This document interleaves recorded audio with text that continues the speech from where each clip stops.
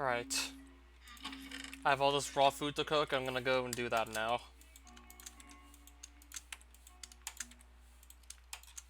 Probably should also consider just trying to repopulate that chicken farm while we're at it. So I'd rather just keep on looking forward and not having to maintain upkeeps.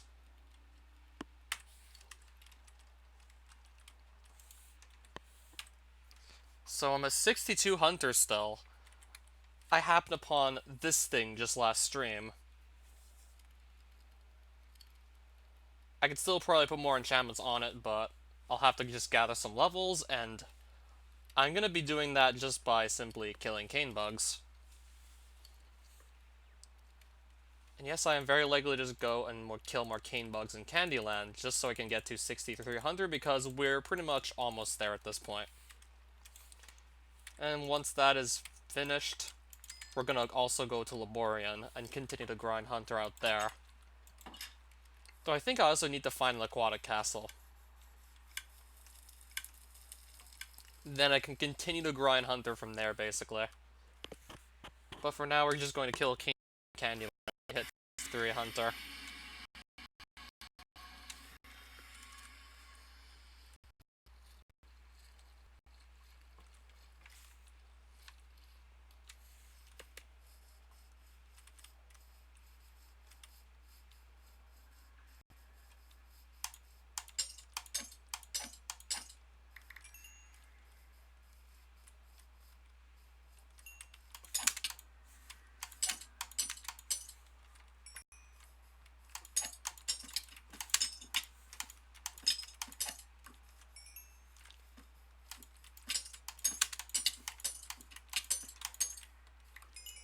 If I could just land critical hits, that would be great.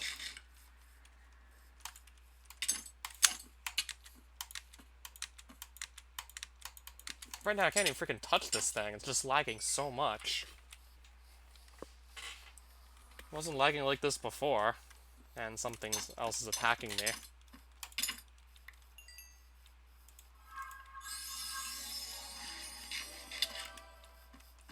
I think I have an airhead attacking me, so let me try and just find it quickly. It's right up there. And it's gonna fly away, isn't it? Yeah, it's flying away. Yeah, every time I find it, it just starts flying away. Like, every time I figure out where this thing is, it just starts to fly away, so I can't even touch it. Maybe I'll just wait for it to come back closer. Like, it could possibly just leave me alone and not even try and kill me for all we know. Nope, it's still killing me. It still wants me dead. Yeah, I'm willing to bet that by the time I catch back up to it, it's just fly off again and I can't get it.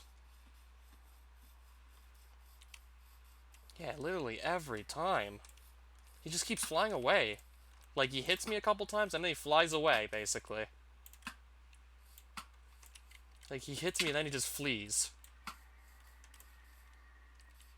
Like, I literally can't get him if he's just gonna be a little bitch and fly away all the time.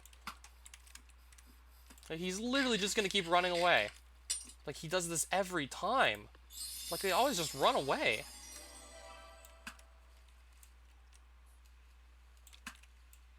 Now I should be able to hit him. He's getting a little closer. Still, can't get him.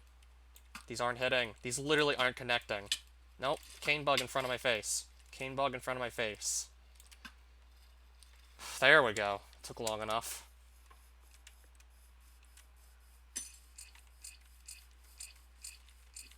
Trying to see if there's any other airheads just trying to, like, snipe me.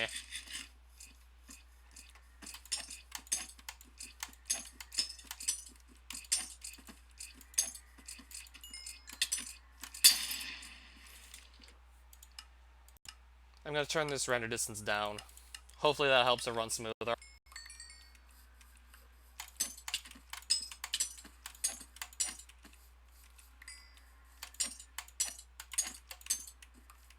It's probably still not helping that much.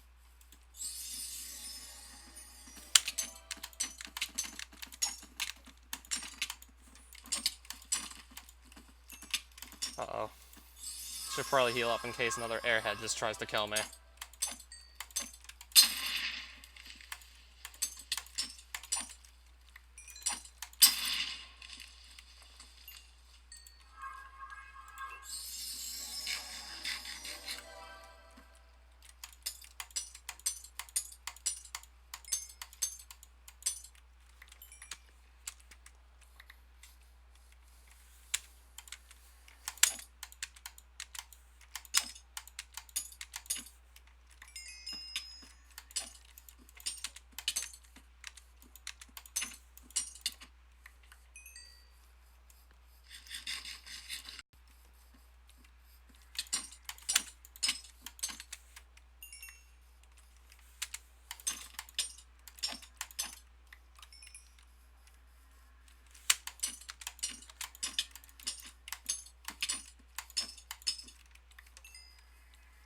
Oh, Sweaty, welcome back. I'm just gonna quickly get 63 Hunter. We're already almost halfway there. And I've been here for not even 5 minutes, I don't think.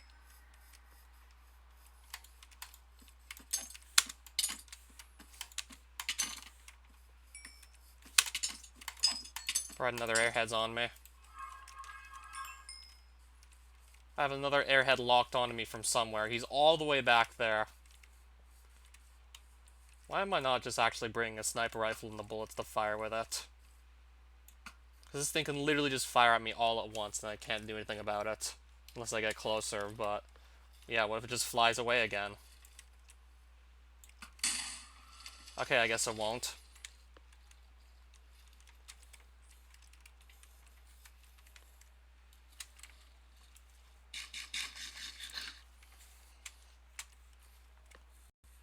Yeah, as soon as I can get out of here and have to stop training Hunter here, I'll be glad. Like, no more airheads, or... also, no more of these guys either to worry about. Not to mention we got these guys too that can cause problems.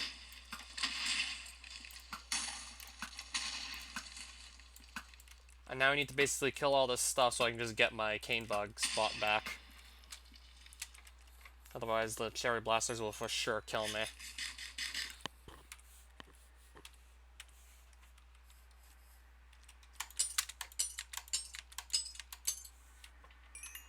Otherwise, for sure I'm gonna die.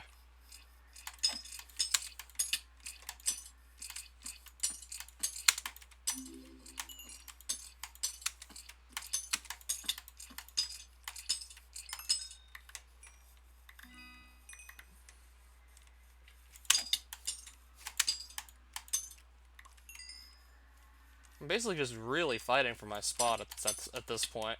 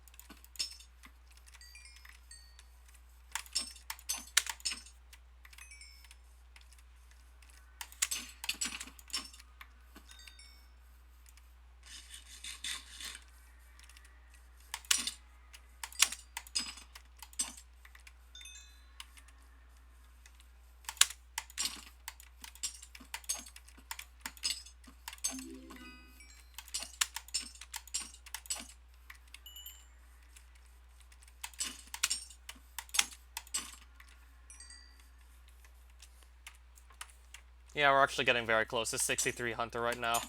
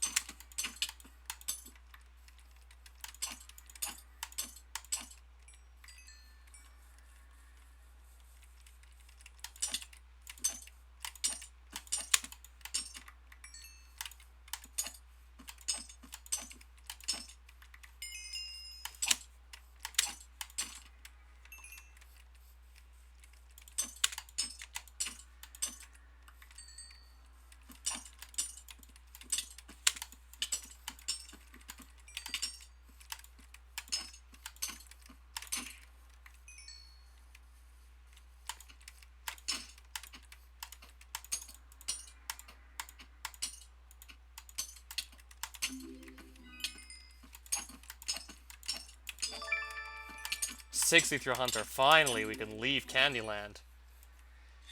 If we want to get Hunter, we don't have to come here for it anymore. We can now just go somewhere much better.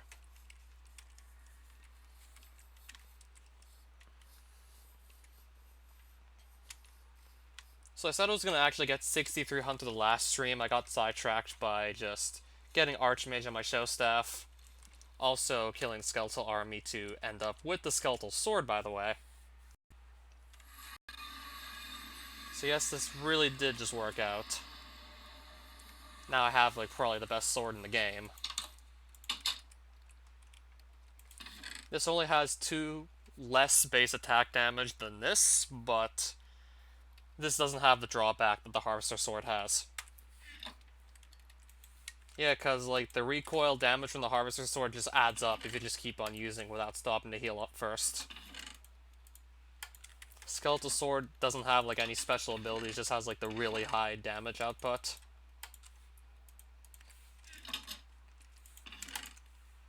That's a lot of tokens. And most of those were from just killing cane bugs. I mean, come on, it's good hunter experience. Well, it wasn't, but now I can just go do something much better.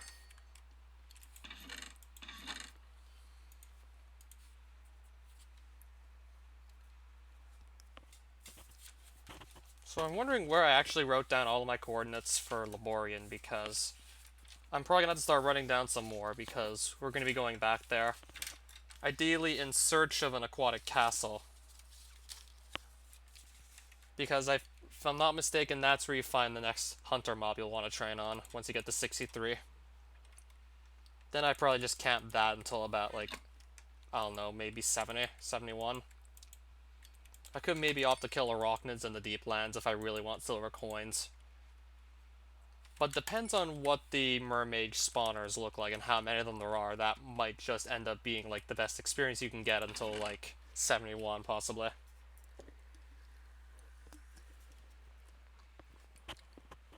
Might be your best means of training for a while, who knows.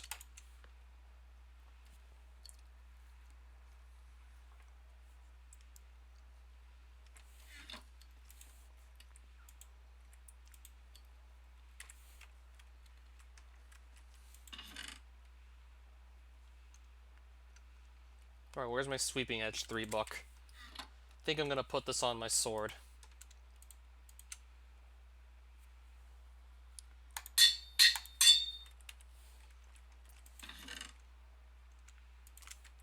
I could do this if I wanted to have Unbreaking on it.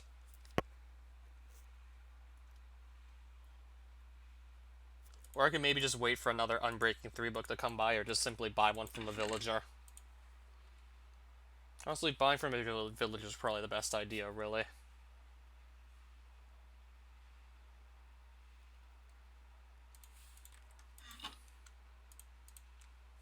Too expensive.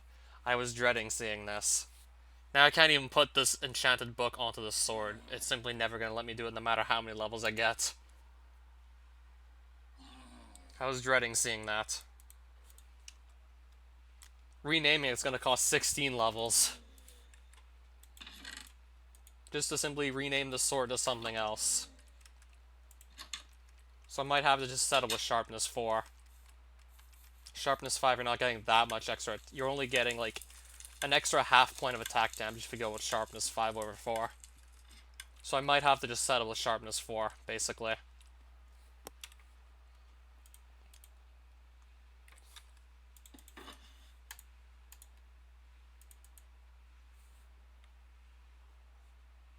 I think I'm basically ready to go to Laborian now and look for an aquatic castle and just do my hunter training there.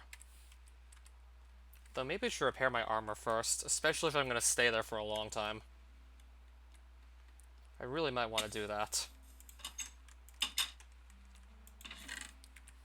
Well, at least I have plenty of dust with which to do it.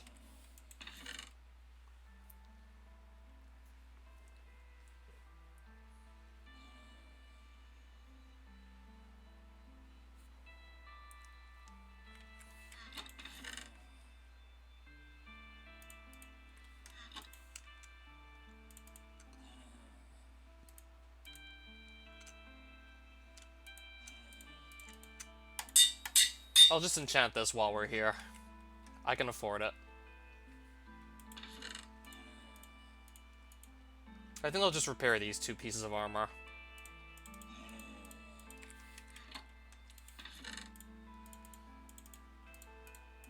And I will have to go find more spider eyes again soon. That's basically going to be inevitable.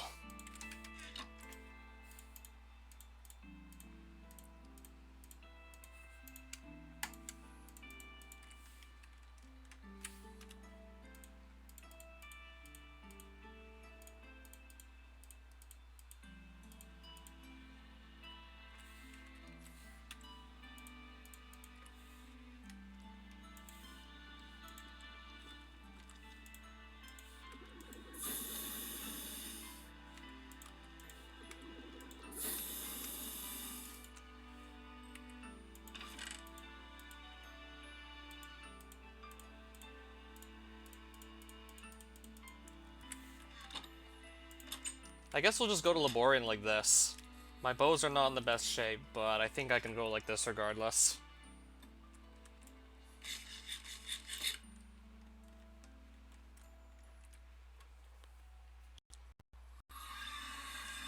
Yeah, this is probably one of my favorite looking dimensions, easily. I think I'm gonna opt to walk east and see what I find by doing so. And yeah, Depth Strider is certainly gonna be nice to have here. Look at all the water.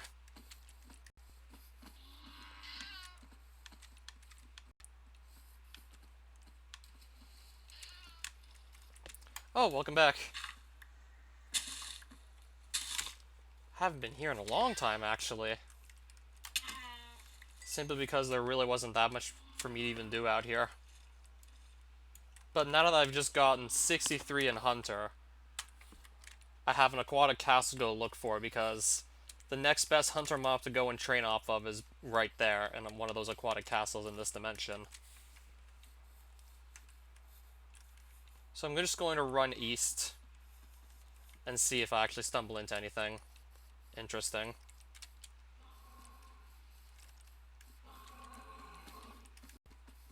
Likely not before the weekend.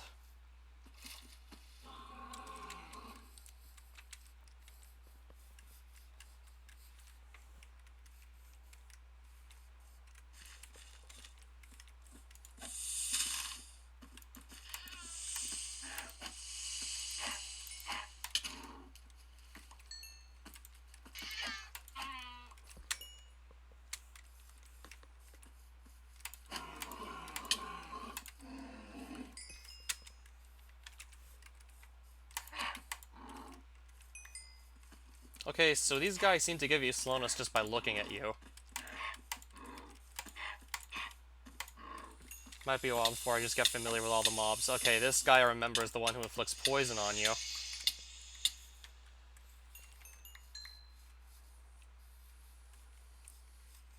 So you gotta be careful when it comes to dealing with that guy, for sure.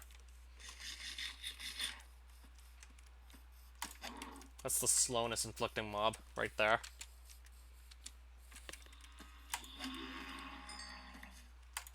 I'm not quite sure what this thing's specialty is. I mean, they seem to go down easily.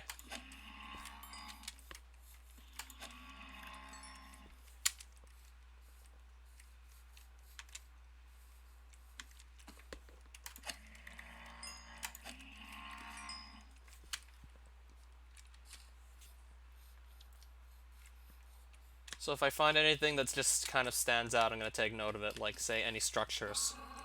Especially if I can hit that aquatic castle, because if I can, then I'll just be able to continue training Hunter from there.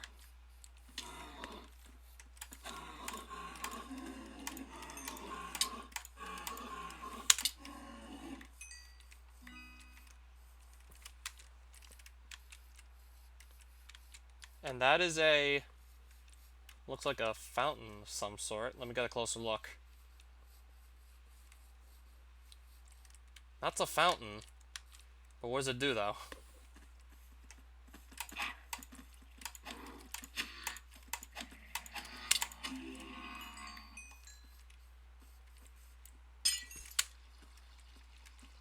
Just gonna hop in the water so I can get a closer look.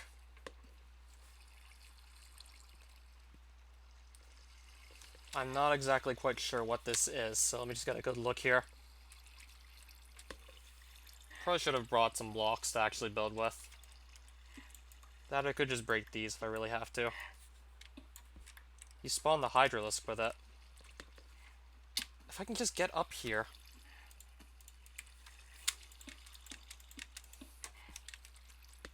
That's a table of some sort.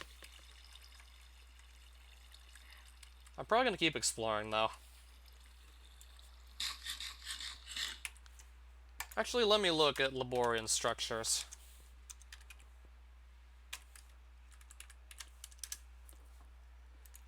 Like, I kind of want to know what to look out for. Like, what's important and what's not.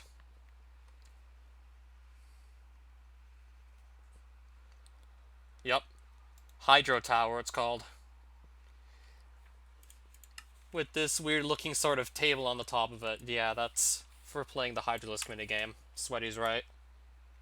One of the bosses spawned by using a pure water stone on this table. So it's essentially a boss fight you'll have to eventually do.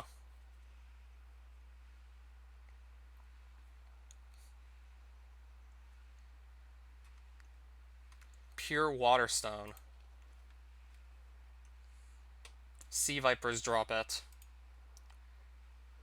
It's the things that poison you. The ones that poison you when they hit you. Those drop those water stones that spawn in the boss that you spawn here. Yeah, I figured I should probably just be looking this up. Just so I kind of know what to expect out here. Right, so that's basically like one of the boss altars. Not sure if I already spotted one of these earlier on my very first trip in here. But I'll just take note of this regardless.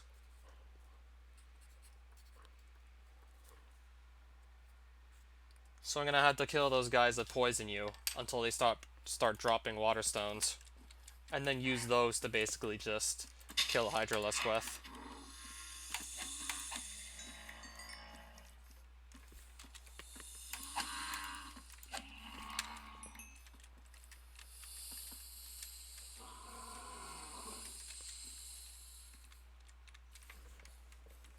I'll probably just read more up on the boss that we'd fight there once it's actually time to do that.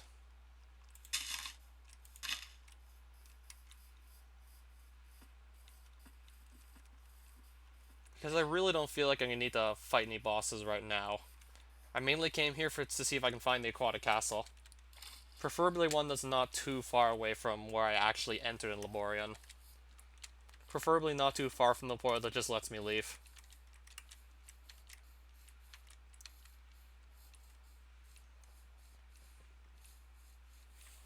Right now I'm just finding plenty of what look like coral reefs. Green coral. These are some pretty nice looking blocks. If I want to build stuff out of coral.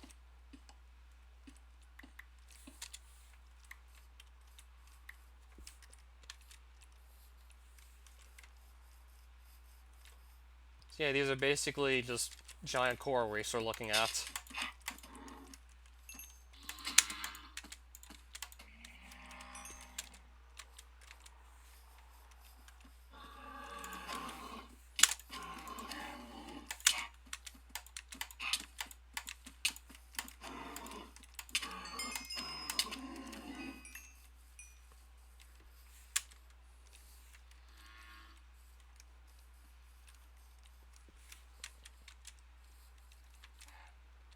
And that looks like the exact same thing I found like just a couple of minutes ago.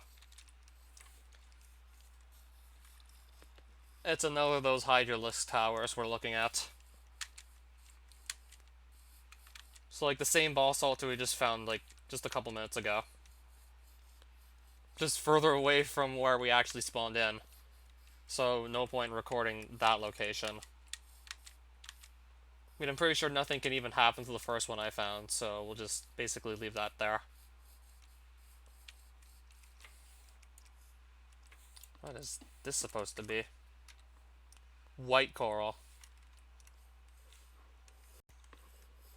Well, it looks like it's kind of dead almost.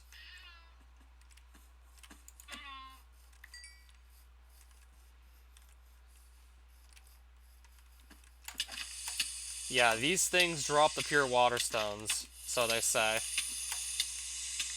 It says 4% chance, so about 1 in 25, give or take.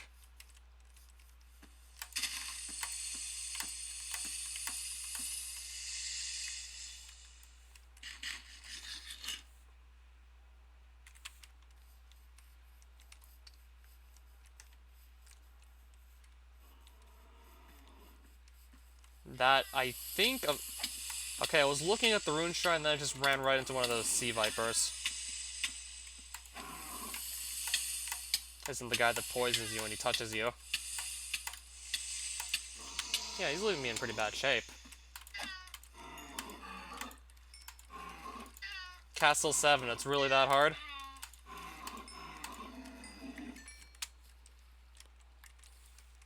I think I remember the castle sort of you're talking about, but yeah, I'm assuming it probably got nerfed in OSC.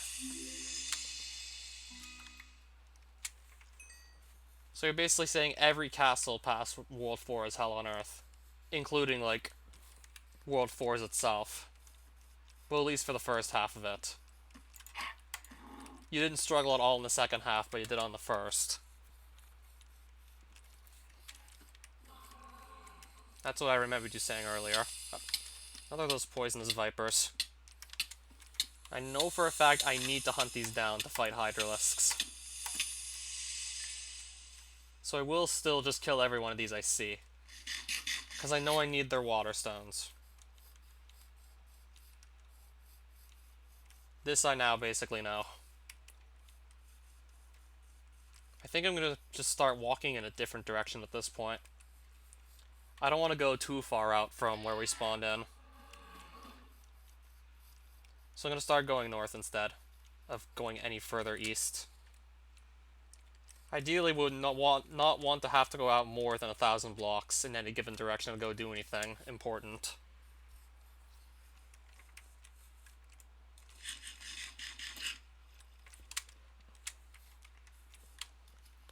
Didn't bother taking note of where the Water Rune Shrine was because I really don't think we'll ever need one of those. I'm way above the Ruination level needed to make those, so those would not give good experience compared to other rune types I can make. That plus I still have this huge stash of water runes that simply aren't ever being used. So I think that's enough of a reason to just not even bother with the Water Rune Shrine.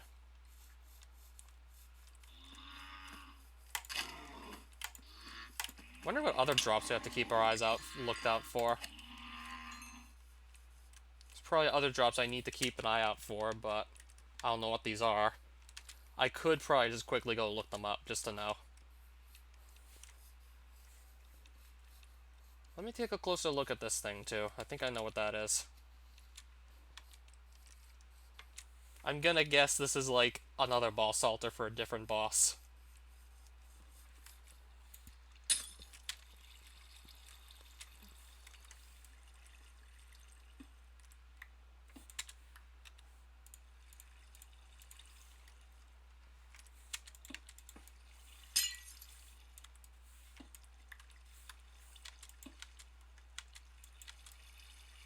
Yeah, that's kind of what I thought it was. This looks like another boss altar. It's called the Drakion platform. The boss that the platform's named after, you can fight it there. But you need something called, I think it's called the Call of the Drake to summon him in. And you get this by crafting 3 different types of stones that you get from mob drops throughout Wilborian.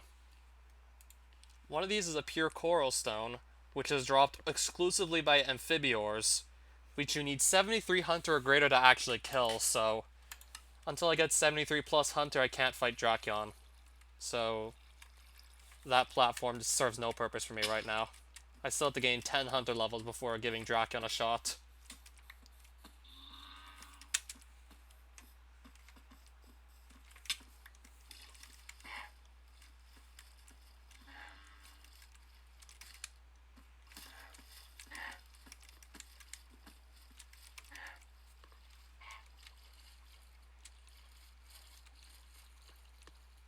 So yeah, no mention on the wiki of Draculon being locked behind a 7300 requirement, because one of the items used to spawn the boss spawner, to actually make it, you basically need 7300 to get the pure coral stone, which is involved in creating the boss spawner for Draculon. Haven't heard of any other way to get the pure coral stone.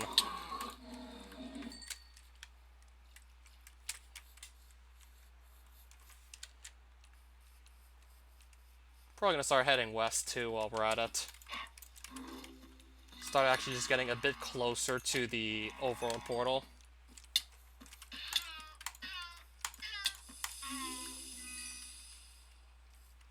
Okay, I thought I heard a sea viper somewhere. There he is.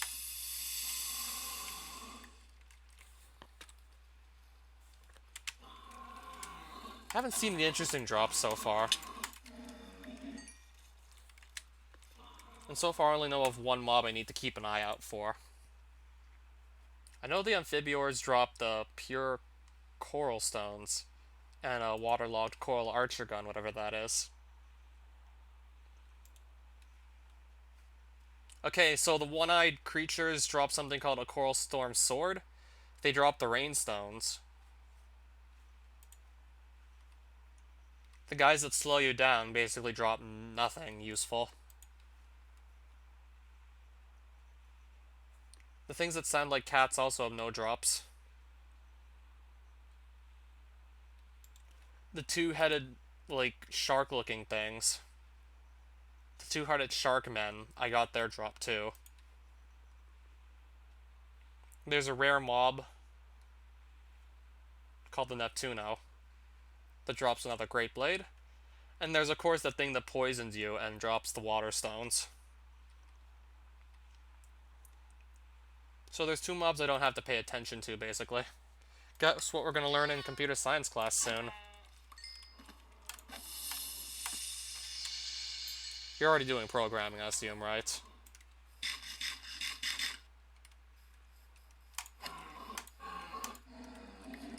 I basically already got those guys, like, special drop.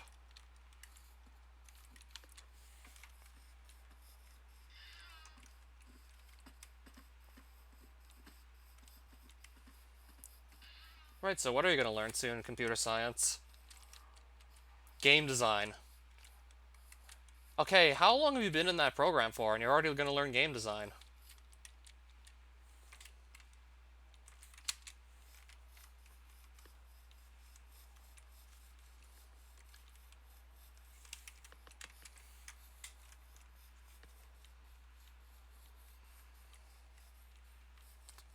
What engine do you suppose you're going to be using?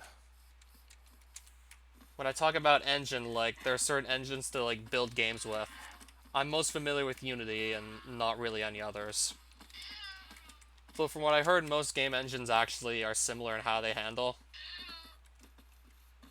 As in, pretty much, you learn one, learning the others won't be that hard.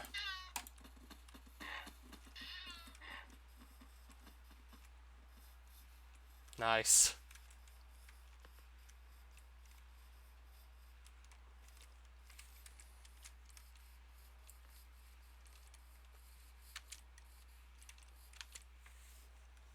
So they teach game design in high school, right? At least where you live? Yeah, I never had that in high school, though.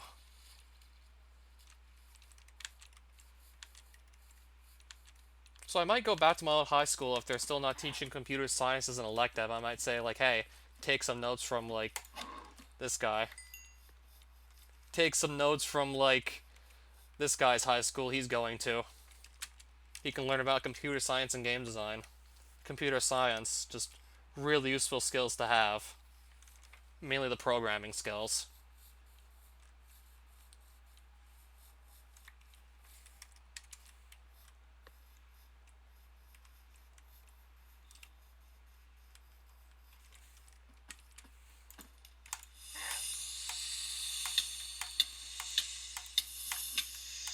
I got some sort of drop.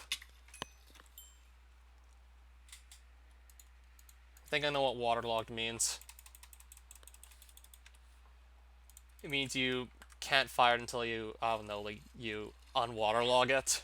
Until you unwaterlog it, you can't fire it.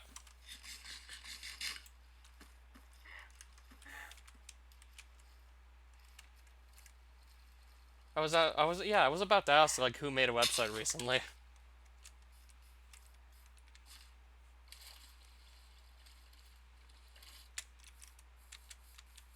So basically, you're just briefly covering a bunch of important topics in computer science.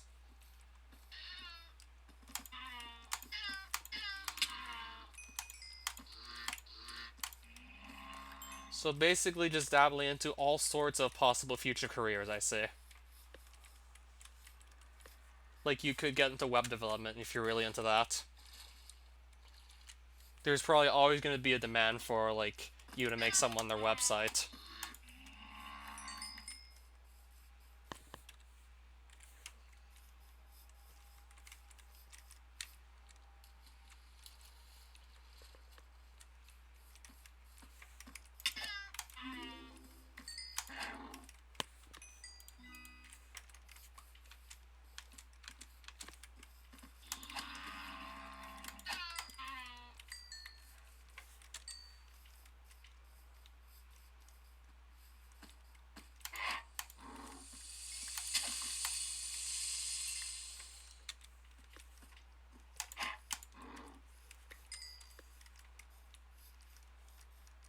A lot of them look terrible for amateurs. I mean, I wouldn't compare yourself to, like, the high-profile websites that people use every day. The ones that are owned by, like, tech giants.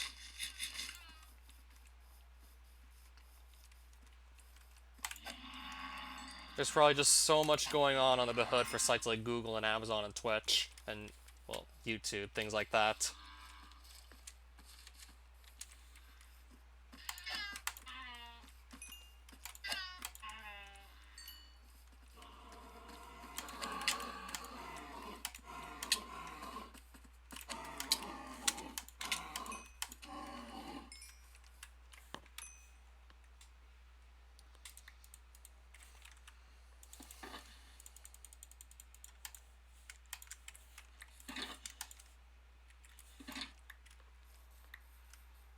But they had formatting errors in their CSS code and HTML.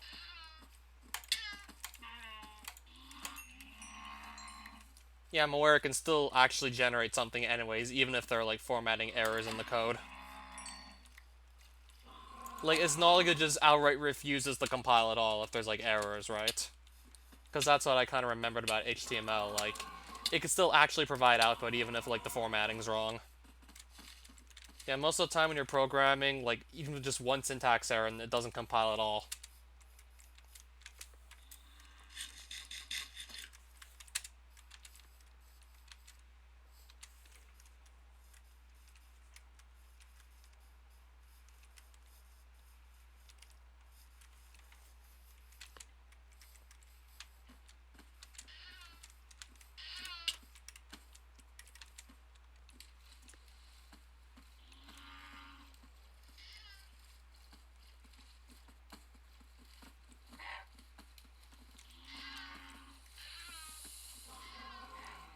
Yeah, most of the time, that's the case where it just doesn't compile at all, but there are some exceptions.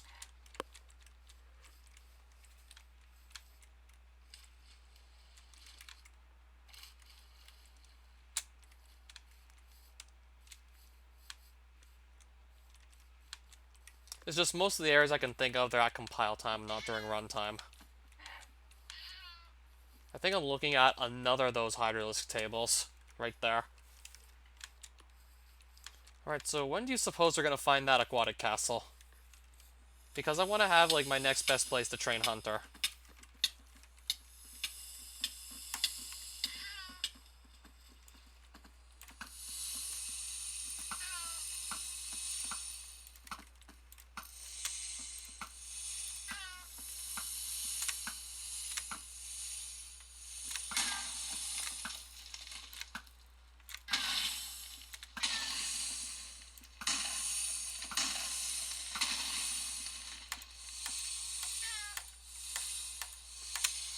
These guys are just regenerating their health while they're in water, aren't they? Probably no. These guys are probably gaining all their health back. Because I read up that most mobs in this dimension just gain their health back while they're in water, and now I have 2 of these waterlogged cannons. One of my learning and game design class. We actually recently did a review on probability and statistics, which was a prerequisite for getting into that course. And how it's linked to game theory. The basic idea is every player wants to maximize their welfare and like their well-being, their status in the game. Like, let's say you're playing like an RPG, you typically want to have like the most money and resources available to you possible.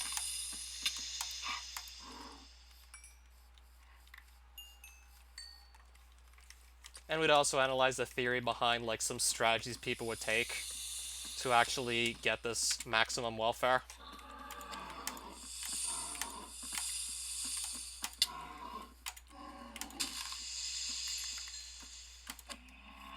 Did I just get a third? Okay, I thought I got a third of these waterlogged cannons. Honestly, I have no idea, especially considering I was able to start using the Unity engine without having to go through all those courses. Though knowing all that stuff beforehand certainly gives you an advantage.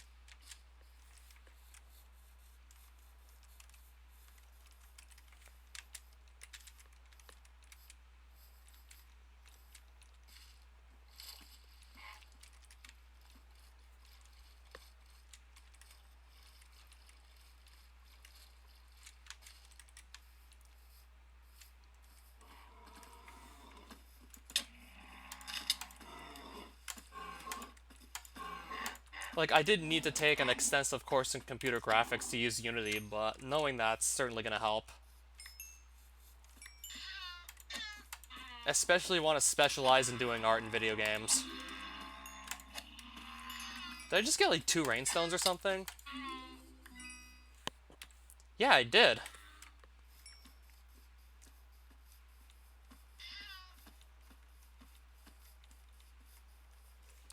Now I'm gonna have to probably look up what those are good for. Okay, I think that's our castle. It looks big enough to be a castle. Let's go on over there. That is probably the aquatic castle we were looking for. Let's get a closer look. And take note of this, of course.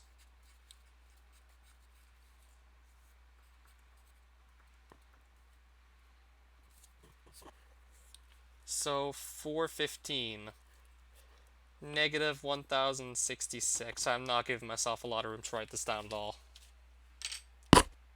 Also, just gonna get myself something to drink quickly. I'll be back in no time.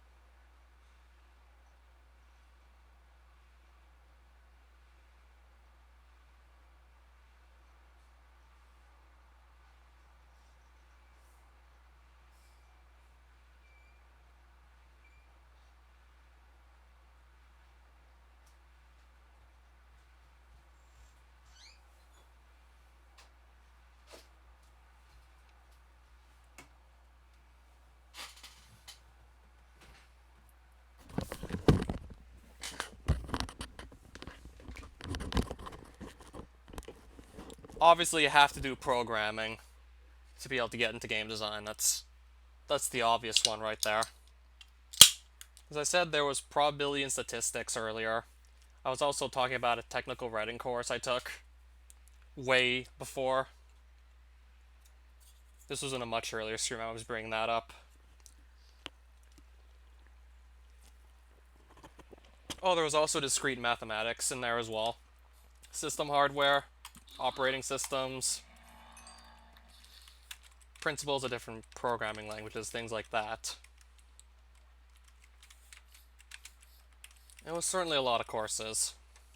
Some more useful than others. Wait, that's another aquatic castle right there. Okay, so... What the fuck, game? What the fuck, game? Two aquatic castles. Right next to each other. Honestly, it probably doesn't matter which one I go to, because they probably all just generate the same way.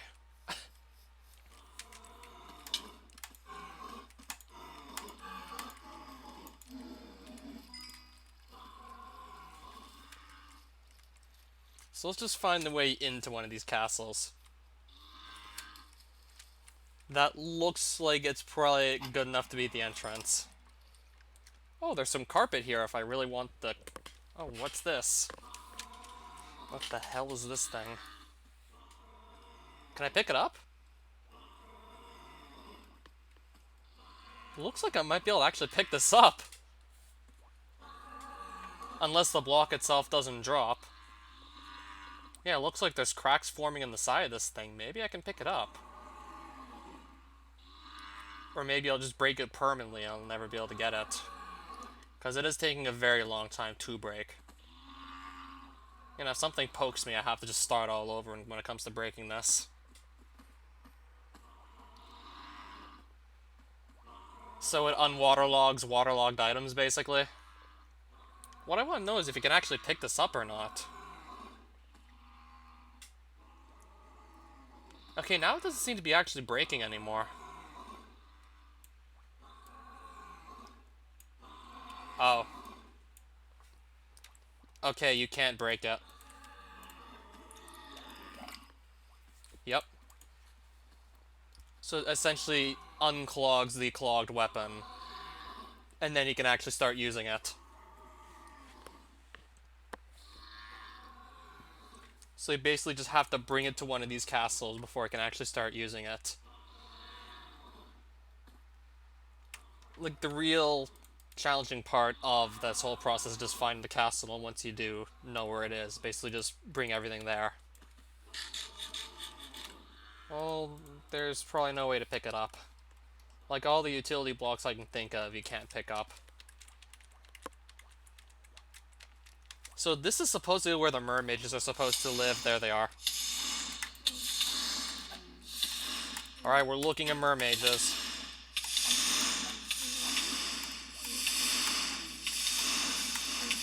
Might want to be a bit careful here. Just to make sure they don't actually do me in.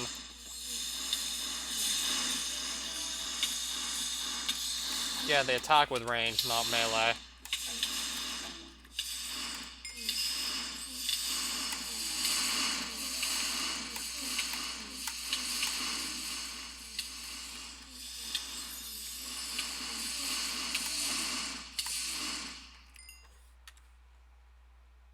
I just got myself this thing. I'm assuming it was probably off one of the mermaids.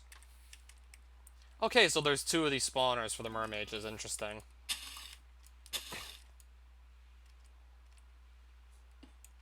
What the hell kind of a block is that? I just got... Aquatic lamp.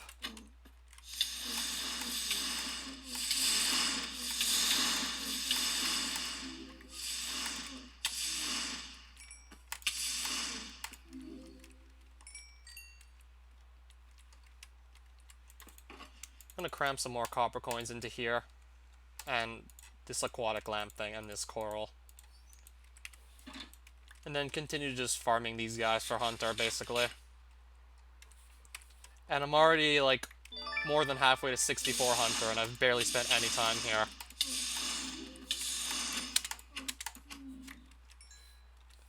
Another of those cannons.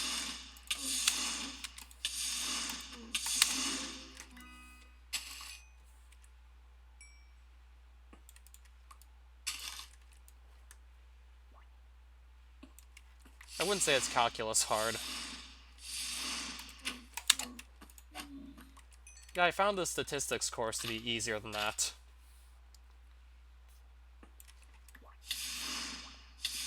Yeah, certainly fewer formulas to have to remember, which is already helping you out a lot. In fact, there's just less to remember.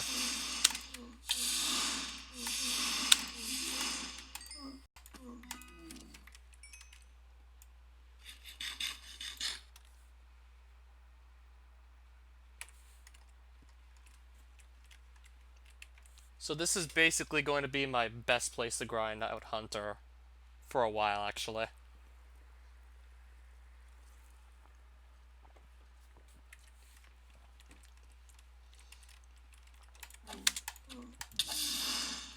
Especially since these guys go down relatively quickly.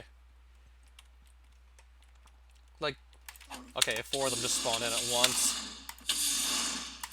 But if I'm not mistaken, I think I can 2-hit them. If I hit them just right with both attacks, I can 2-shot them. Most of the time they die in like 3 hits, so they really don't have a lot of health.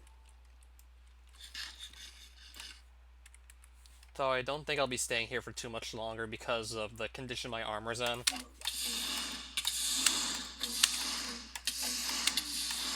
But this is basically going to be the place to just train Hunter for a while.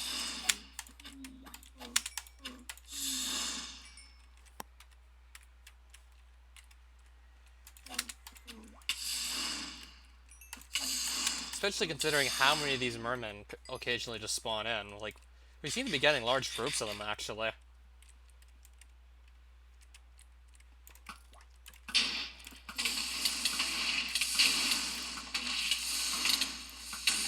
I'm probably better off just mailing them to death.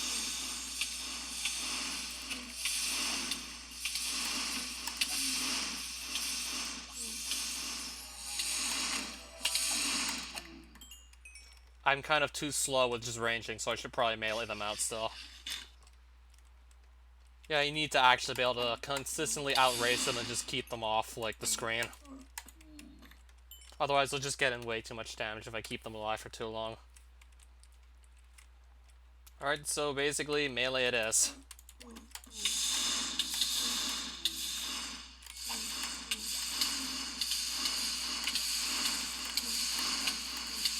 Also, really doesn't help when I can't even hit them properly.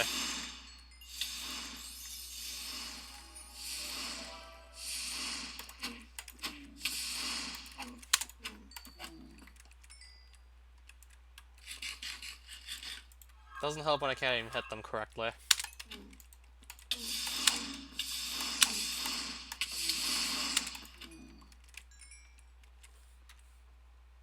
So now I have 3 of these cannons. And almost at 65 Hunter now as well.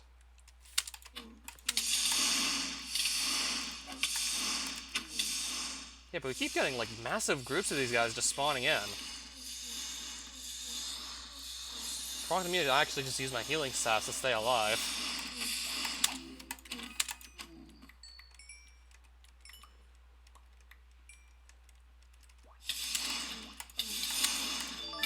$65 Hunter.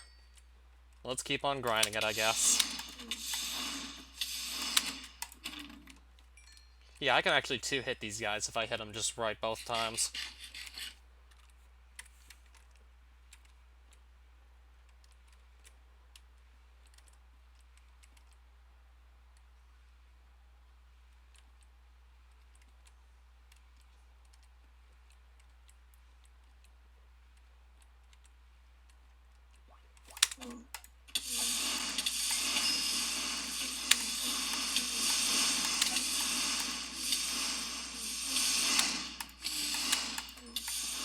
And they drop like 700 experience for each one that goes down, and the room is constantly full of mermen, which is crazy. There's constantly new mermages coming in, so always something to pretty much kill to just level up Hunter.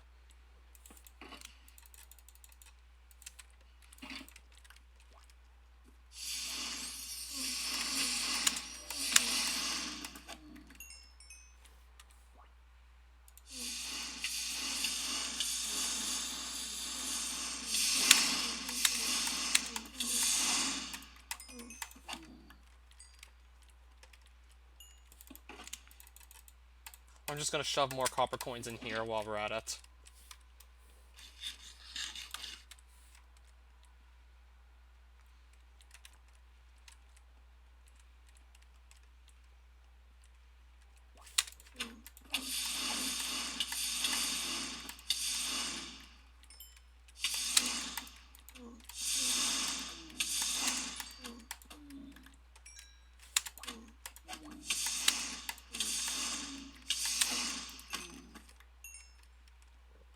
I'm basically just tearing these guys to shreds.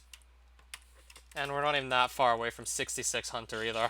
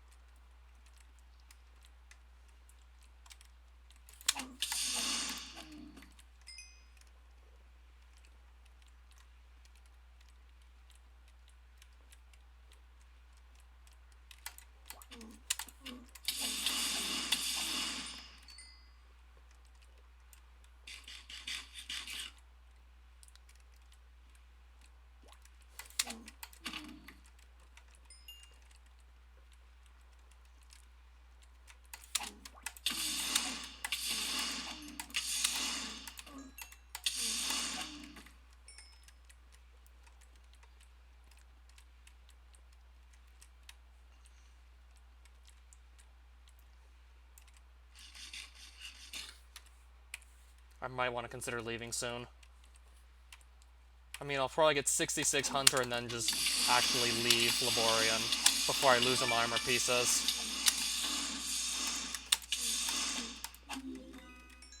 Well, actually, I do want to see the rest of this castle.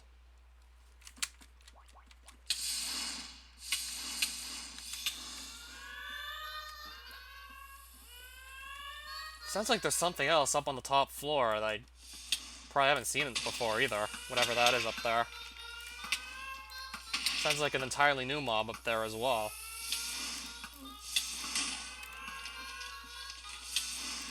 Really funny sounding mob too.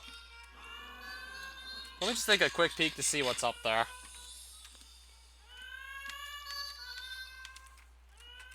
Even if I probably shouldn't do so. Oh, those are the amphibiors. Those are the guys I was talking about earlier that you need 73 Hunter for. Okay, so you find the amphibiors in these castles as well. If I can just get out of here.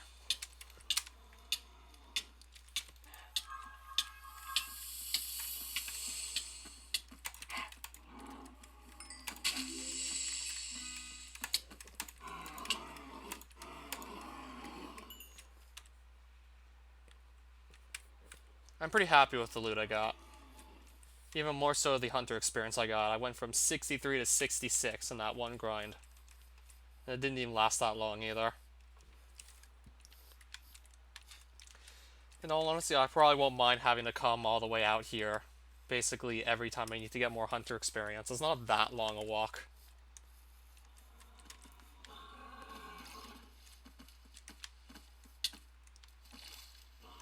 But now I'd like to just get the hell out of here before I lose one of my armor pieces. So I did spend quite a bit of time at Mermages just taking damage, so... yeah, we are about to lose 2 of our armor pieces. Like, the legs are even more likely to just break apart, so I'm just gonna get the hell out of here.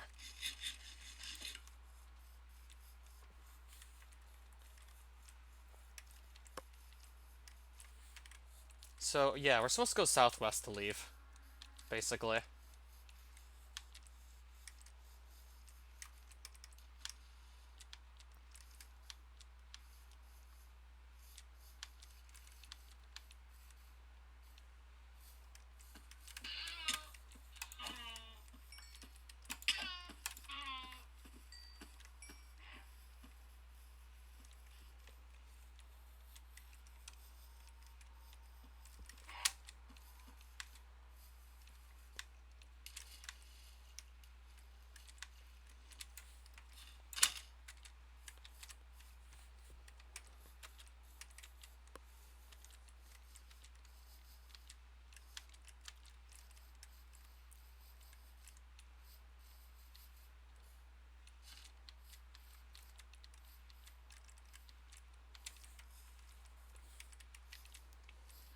That's another aquatic castle, isn't it?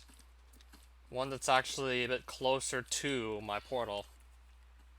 Yeah, that's another aquatic castle right there. I might just come here instead.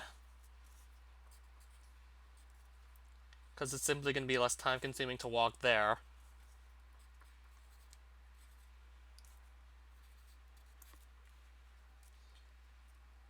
It's probably like more than 400 blocks closer to the other one we found.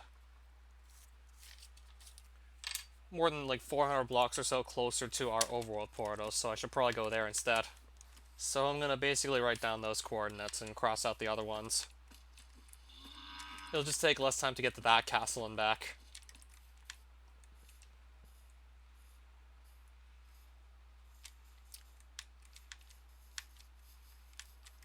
Another aquatic castle. Yeah, that's another one right there. I don't even know how I keep finding these. All I could have done was just actually gone north and not east, and I would have found them much sooner if I would have just gone north straight away. I would have probably found that one almost immediately. Good chance I could have found that nearly immediately, actually. Would have spent much less time just looking for it.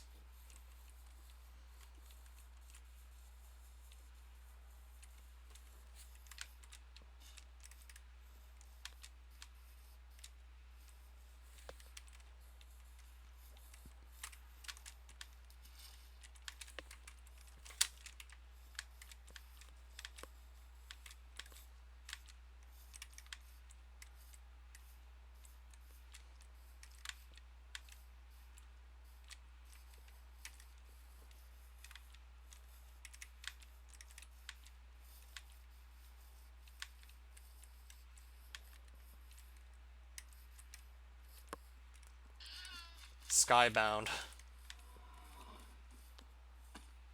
Interesting.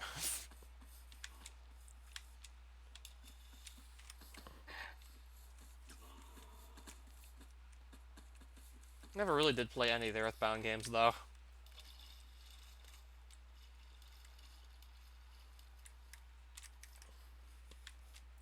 Though I am aware of what they look like and how they play. Just never really played any, though.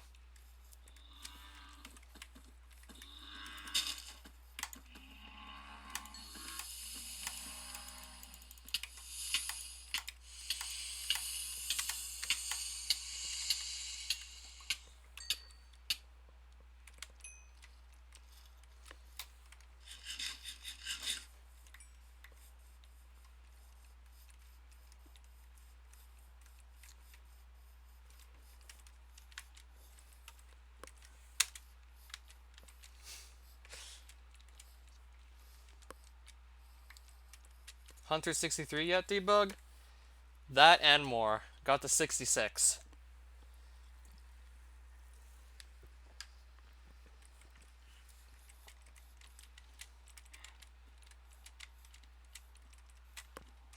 I recently also found the aquatic castle.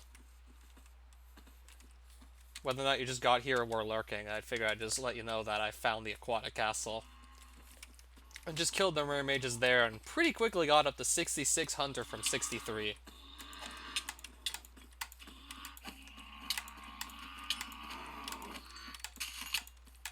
Okay, I better not die like a few feet from my portal at this point.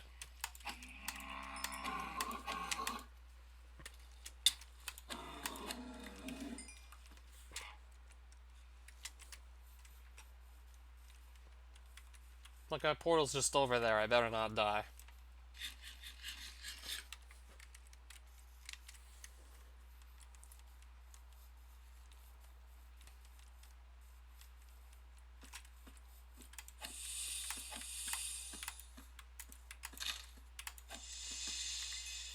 I should fight the arachnids in the deep lands, is what you're trying to say. I don't think I'm gonna get as good hunter experience, because there's only one arachnid spawner going at once. The castles have like 2 mermaid spawners going. But I do know those drop silver coins, so if I want the silver coins,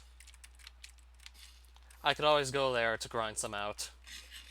If I'm in that desperate need of silver coins, I could do that.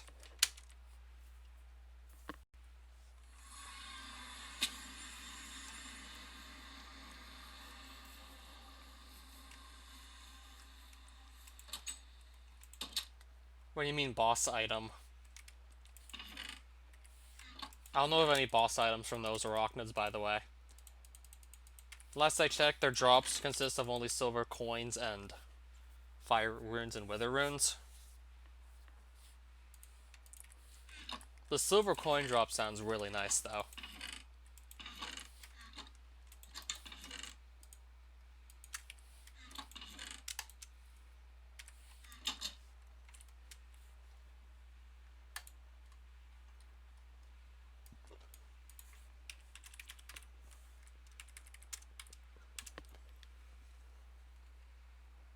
$68 Hunter. I thought it was 66. I still can't fight them.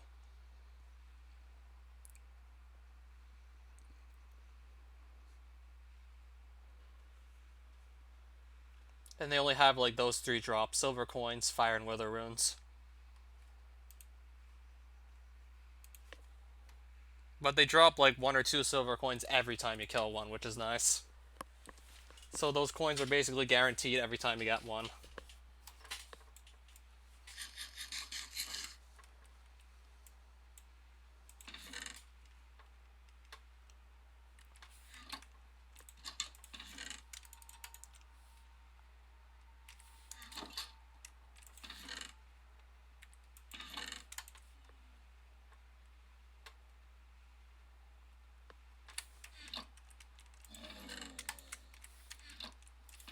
And we also got like these things too.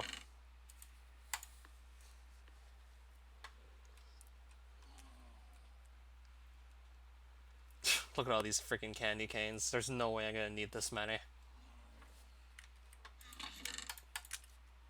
All because cane bugs was like the best option to grind Hunter up until I got to 63.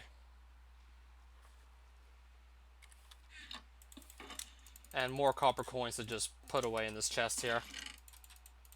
Because I did kill quite a few mermages for the Hunter training.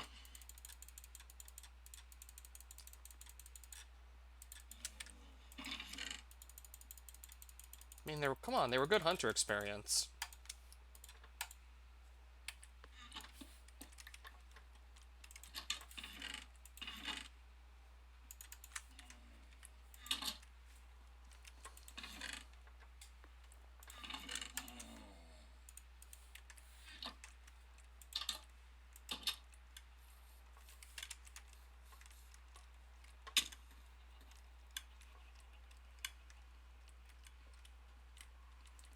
This vault, I still have yet to really make much more progress on building it.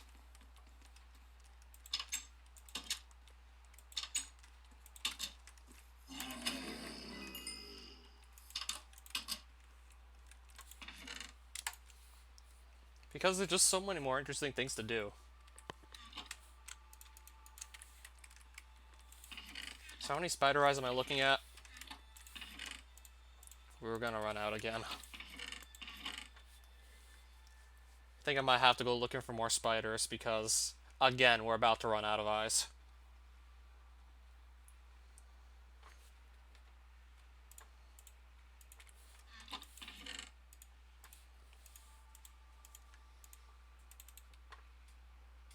I said to 8 gigs, I set it to 6, because I still want to leave some memory left over for everything else my computer will have to run.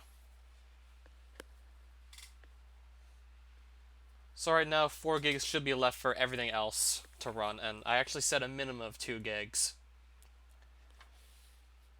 Before I didn't have like a minimum.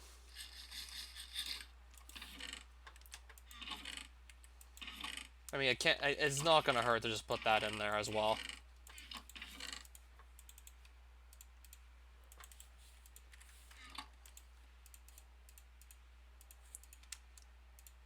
Wrong spider eye.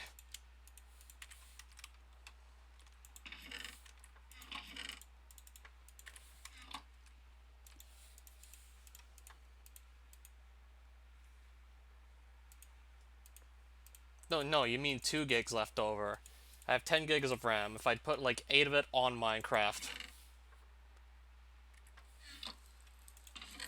then I have 2 gigs left over to run literally everything else.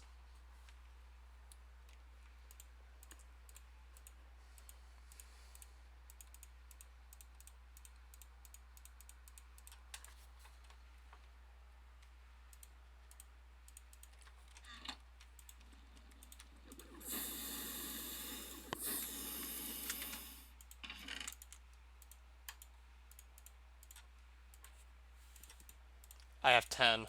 If I had 16, for sure I would have probably put 8 on it.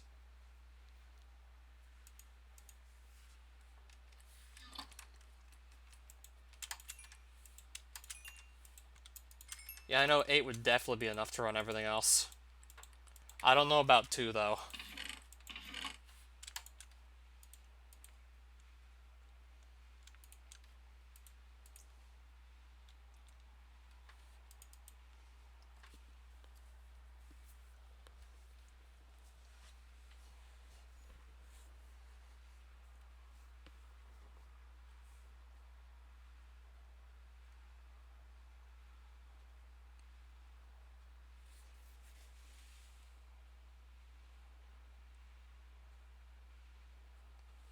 I guess so.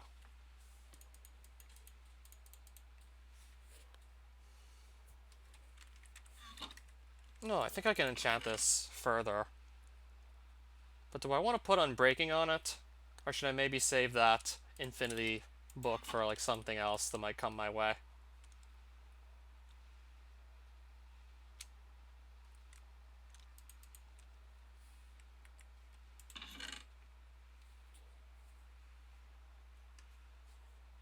Still trying to see what my options are here for enchanting exactly.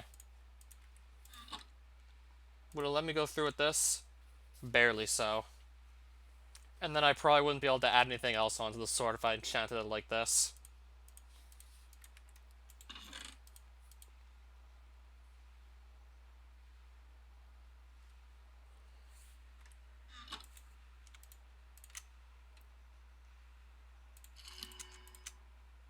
Or I could just do that and get Unbreaking 3 after like one enchant.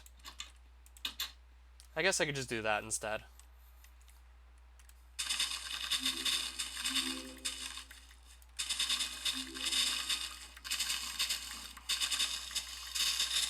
$1,300 for what? The computer that they're running, basically?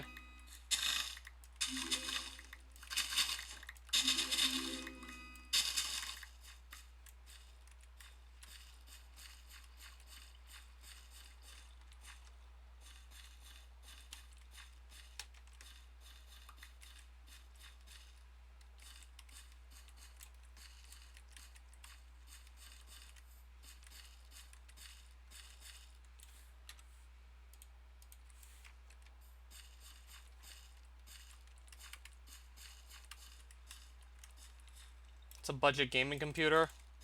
So is your O key seriously shot on your laptop?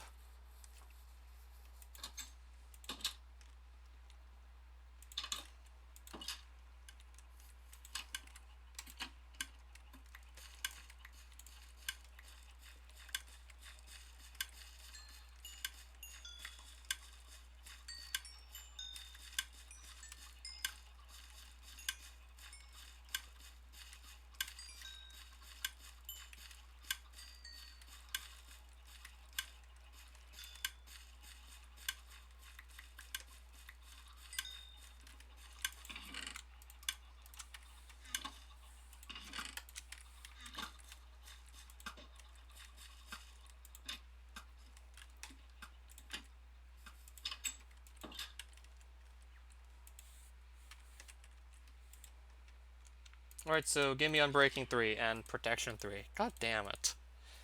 Now I'm really tempted to just save this book for something else.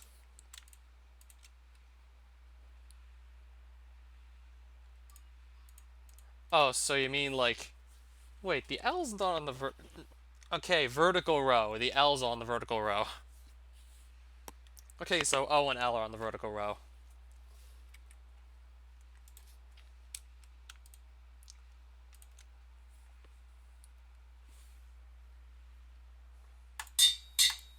I think I'm probably going to want to stick with Sharpness 4 because Sharpness 5 seems to just make the enchantment cost skyrocket.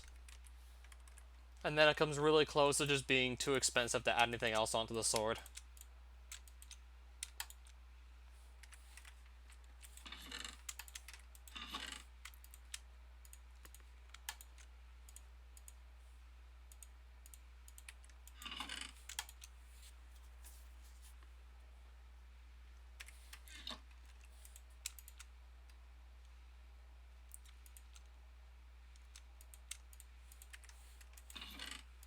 And again, all my levels are gone now. But we now have Unbreaking 3 on this thing.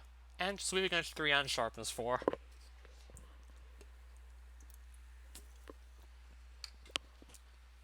So it's already a really good sword. 60 FPS with that PC. That sounds great already. And you said I could maybe actually build my PC for cheaper than 1,300 bucks if I just do it all myself, as opposed to have someone else do it for me.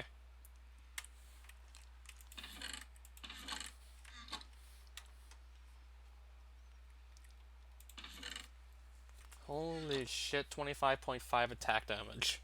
Skeletal sword. We in, boys, we in.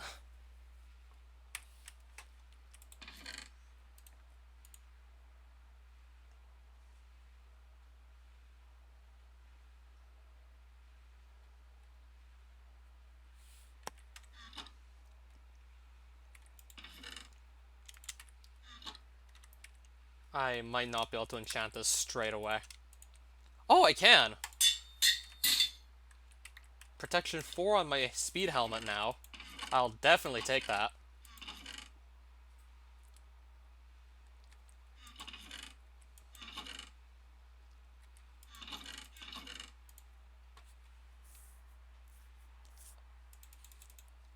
I thought you were saying I need 100k of something.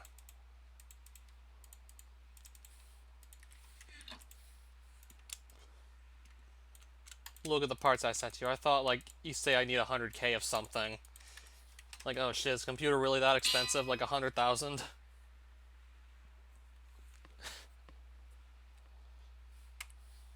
I'm gonna have to actually replenish my supply of iron soon, because we're running low. And honestly, I think all of it was just going towards anvils at this point. Like, I'm probably not even really using it for anything else, just anvils. So buy them individually and then know how to actually assemble the computer yourself, basically. To save money. Like, I'm not dropping $100,000 on a computer.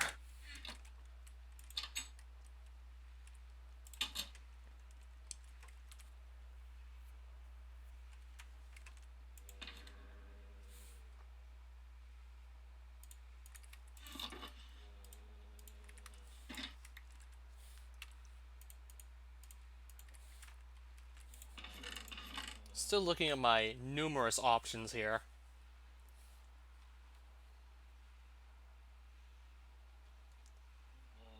Seeing what upgrade kits I have. I have plenty, but probably not going to use them for a while. Can't really think of anything to use these on right now that I need to.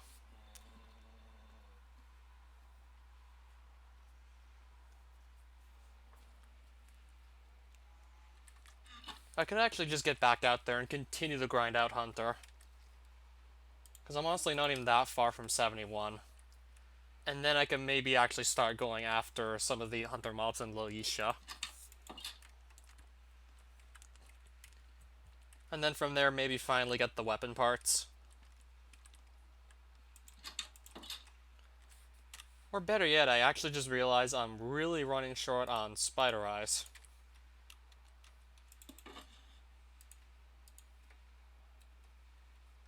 And since I kind of have a need to replace those, I'm probably going to get that done while we're at it. Just go and replace the spider eyes.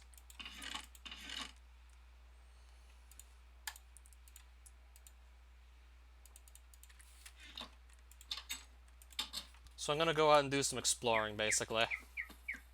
Looking for spiders out in the night. Killing whatever ones I do see. And I'll probably just also go to the desert and take out any sand golems I see there as well. I'll be able to both work on just getting the rest of the desert shells I need to fight Smash the last couple times to get a gold statue of them, and also just replenish my spider eye supply.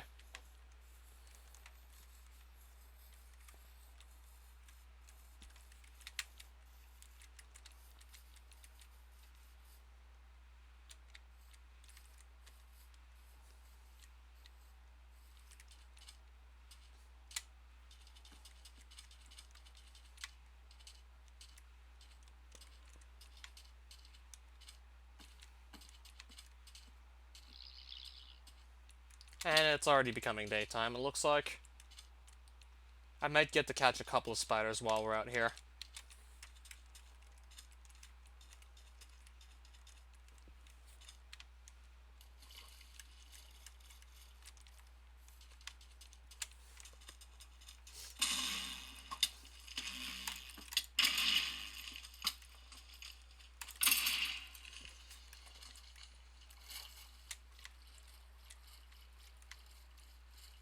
Including the operating system.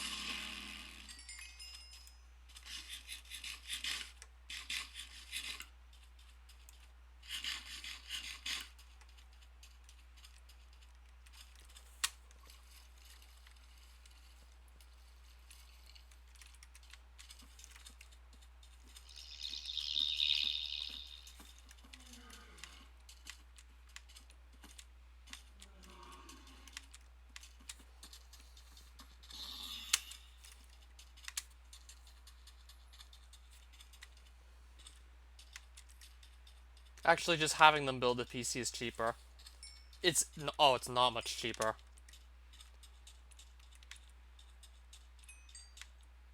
Honestly, just best to let them do it for $100 more and not worry about actually scrapping in the computer parts.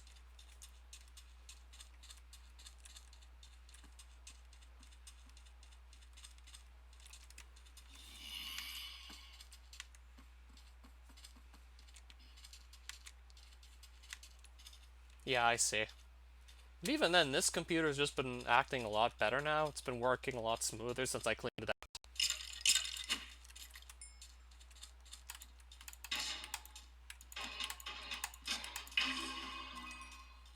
I mean, cleaning this out already helped, like, significantly, just making it run a bit better.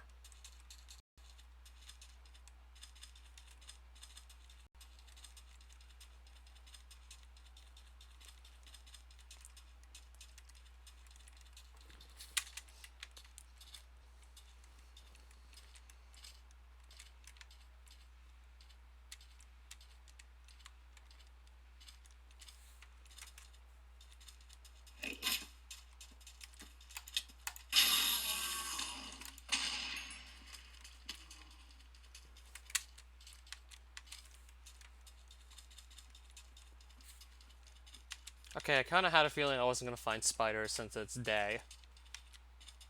But I'm not even finding sand golems either. Like, I'm not finding the mobs I really need to be looking out for.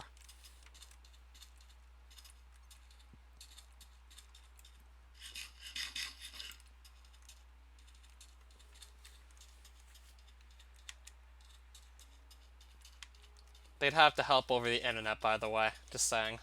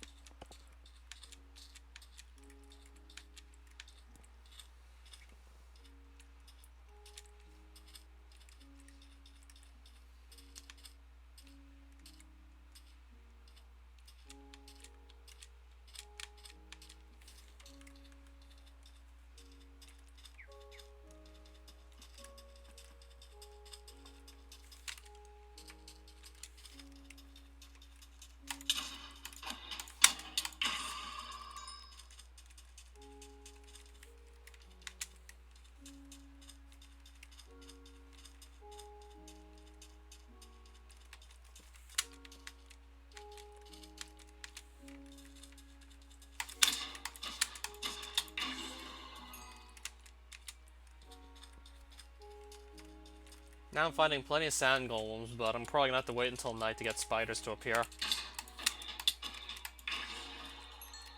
That is if I want to basically just hunt them down the traditional way. My only options probably are that, or just maybe look for a spider spawner and grind from there.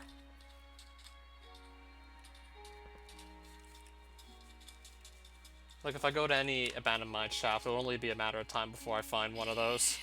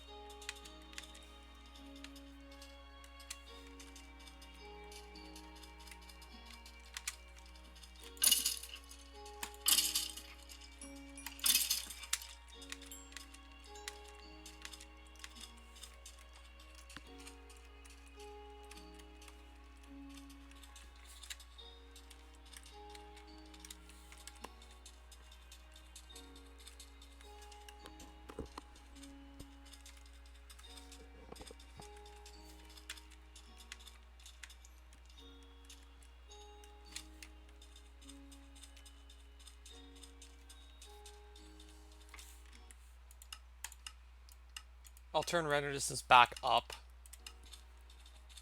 He'll probably have when mob spawns, most likely. Just to make more things actually appear.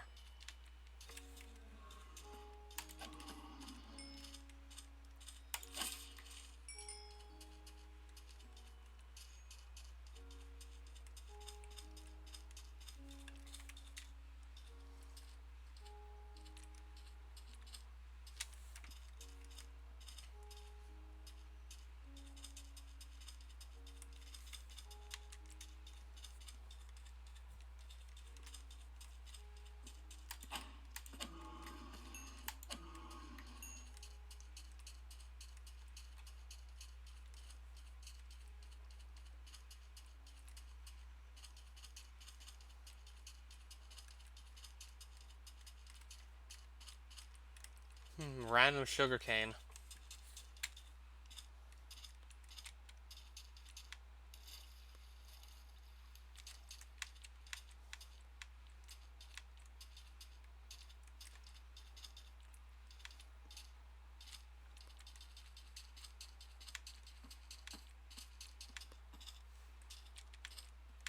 Did boarding more RAM help? Yeah, so far it has. I don't think I need to put 8, though.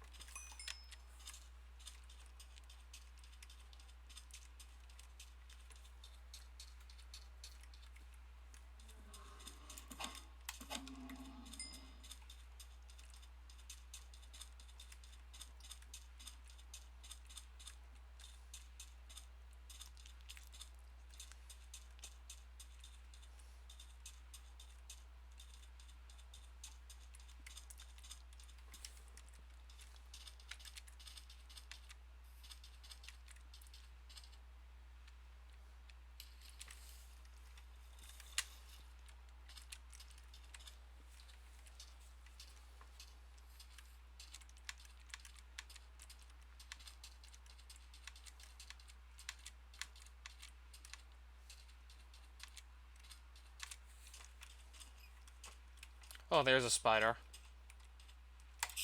Only one I've found so far. One that must have not despawned from, like, earlier.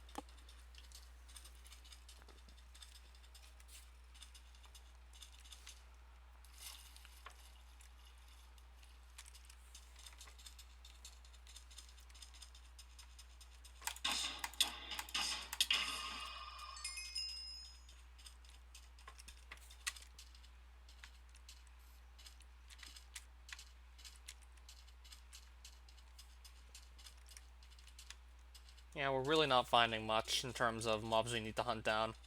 Or maybe we are finding some. Okay, I now see 3 sand golems on screen. Once I take this guy out, I can go check these 2 for desert shells. I'll check these 2 out now.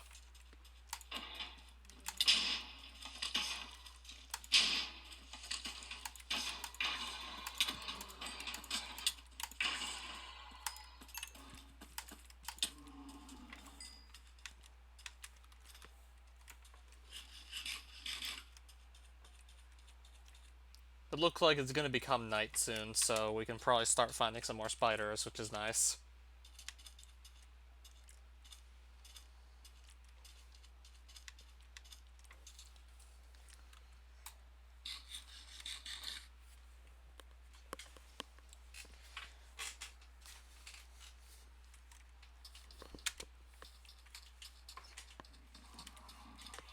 Alright, so we're going to get some more spiders now. And some more enemies from the full moon event.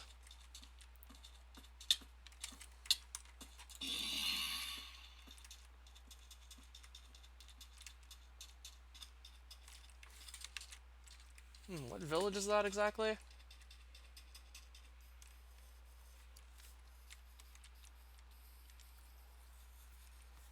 I think it's probably one we've been to already. Let me just double check though, actually. But I'm pretty sure still, like, we've been here. Yeah, I think there's a good chance I might have looted this whole village. Might already know, like, who does what here, basically. I'm willing to bet I've probably already been here.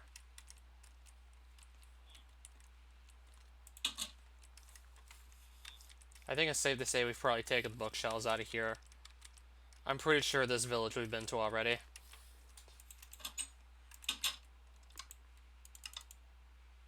Or maybe not? I had no idea there was this librarian here as well. Okay, so did I really go to this village yet or not? I'm honestly not even sure if I've been here yet.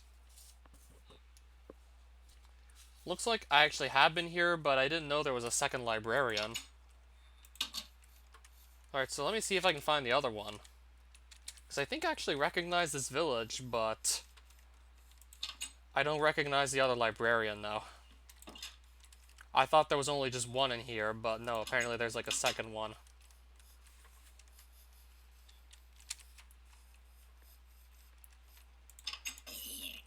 How'd that zombie get in here?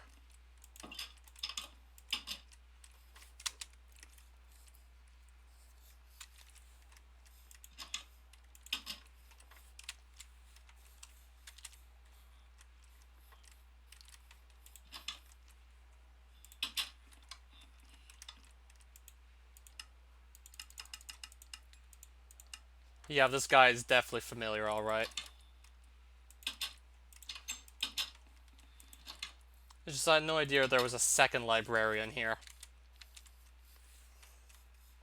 Alright, so I get 2 more book traits to go look at, which is nice. Tortoise Empire is also fucked up in the Japanese version. Oh boy, what a nice run.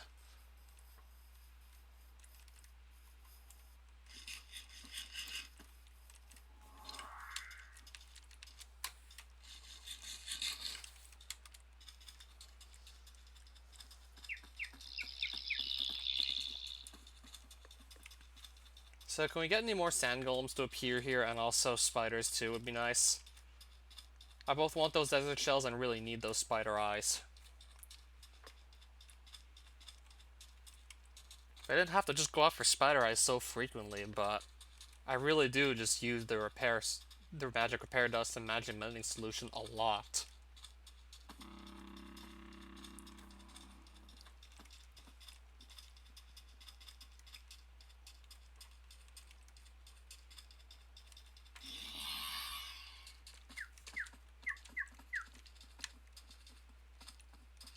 There's a spider.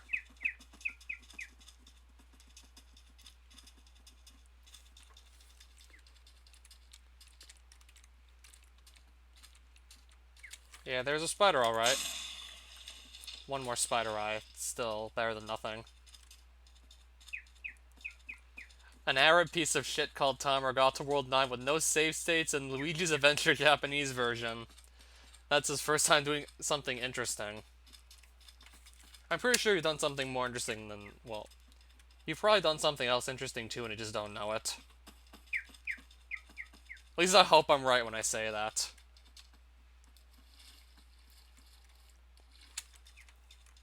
I wouldn't underestimate yourself if I were you.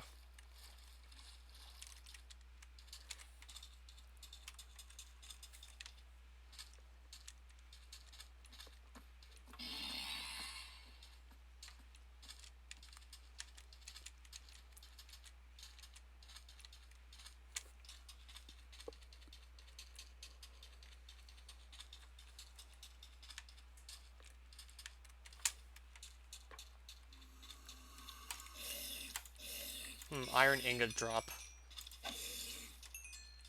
Yeah, I said I needed more iron. One piece of it's not really gonna help much. I'd honestly just be better off going mining for it.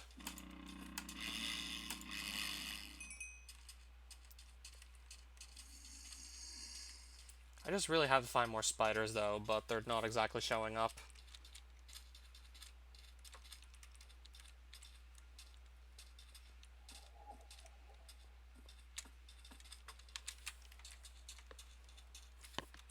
Yeah, I'm gonna need a lot more than 4 spider eyes to just keep me satisfied.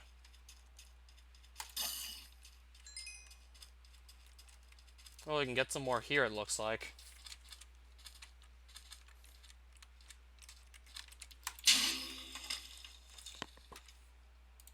Okay, make that 5.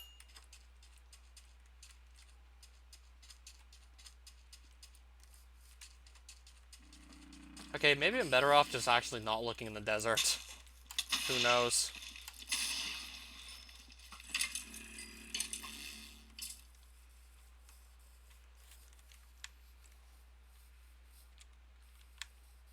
So honestly, I did not know there was a second librarian in that town. This is news to me.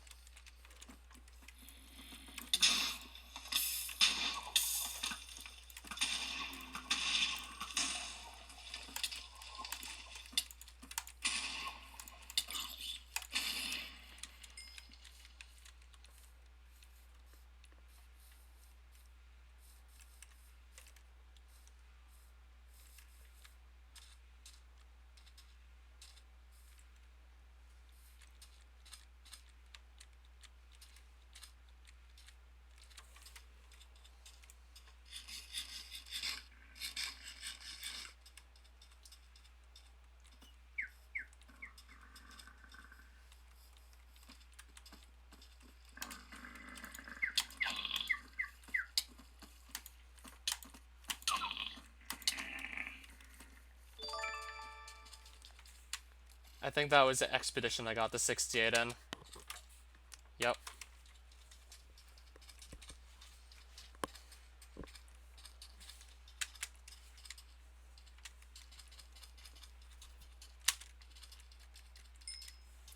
And we just found another bomb carrier. Jesus Christ almighty, another bomb carrier.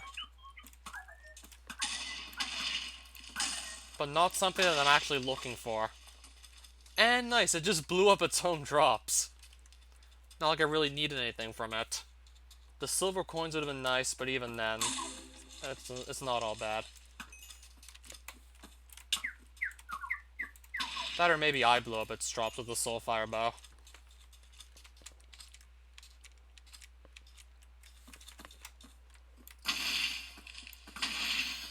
Yeah, like, you seem to just actually blow up your drops with this bow if you get, like, the final blow with this weapon.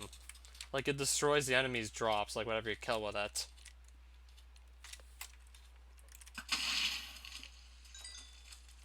So I think that's probably what actually did it, not the bomb carrier. It's probably way more likely I blew up the drops. So yeah, like, don't kill something really important with the final blow being from a Soulfire bow, you'll just lose all the loot it would drop. Like, your own weapon would basically destroy the loot it drops, the enemy that you kill with it.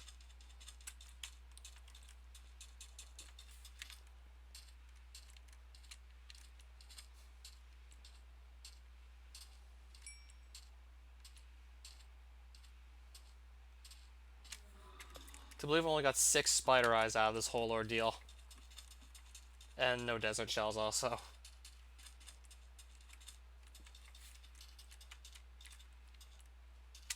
So I'm going to actually still just head back.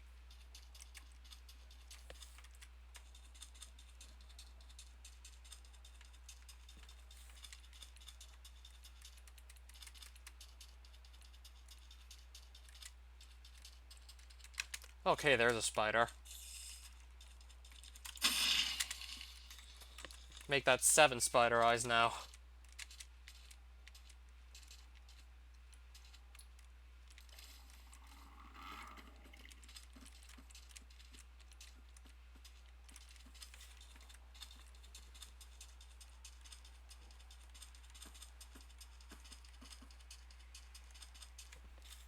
What's harder, OSC 3 or 1?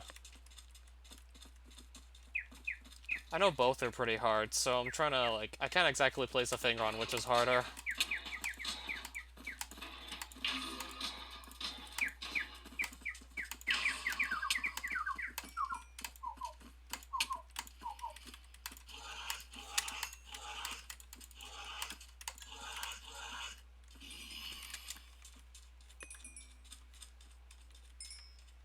Honestly, not much. I'm trying to just get my spider eye supply back up. And I didn't even find too many spiders. Even when it was nighttime, I didn't get too many more to spawn in.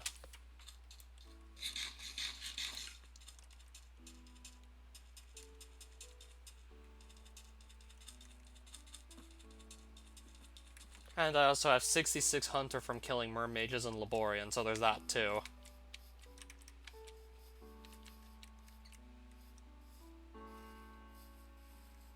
I might just have to grind these at a later date. I want to do something more interesting right now.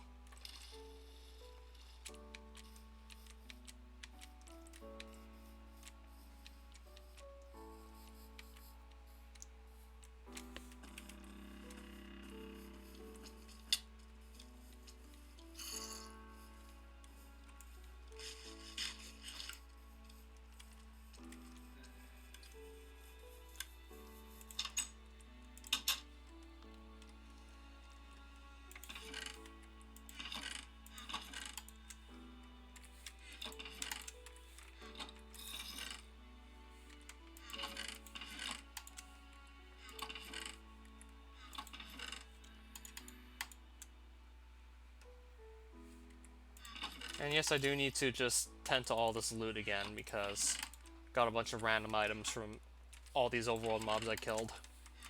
So I need to also tend to that still, too. 7 more spider eyes. They're not going to last long at all.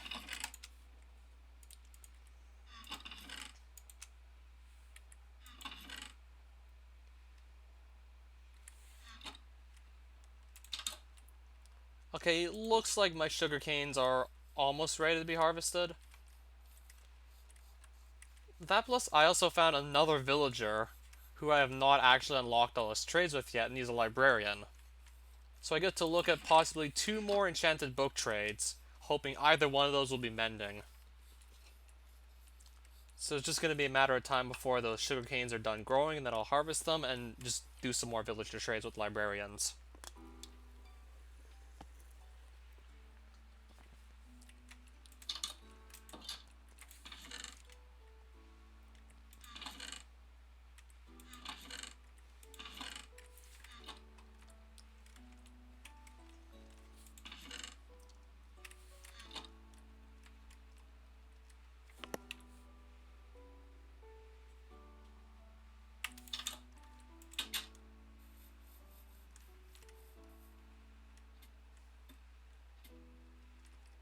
I'm actually really tempted to just go back to the grinding location in Laborian for a bit, just to kill some more mermages. just to get more hunter experience.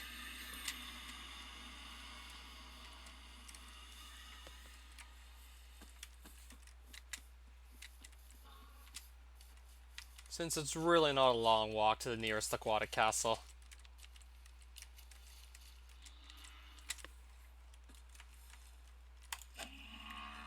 See if I can maybe hit any rare drops from any of these mobs while I'm going there and back.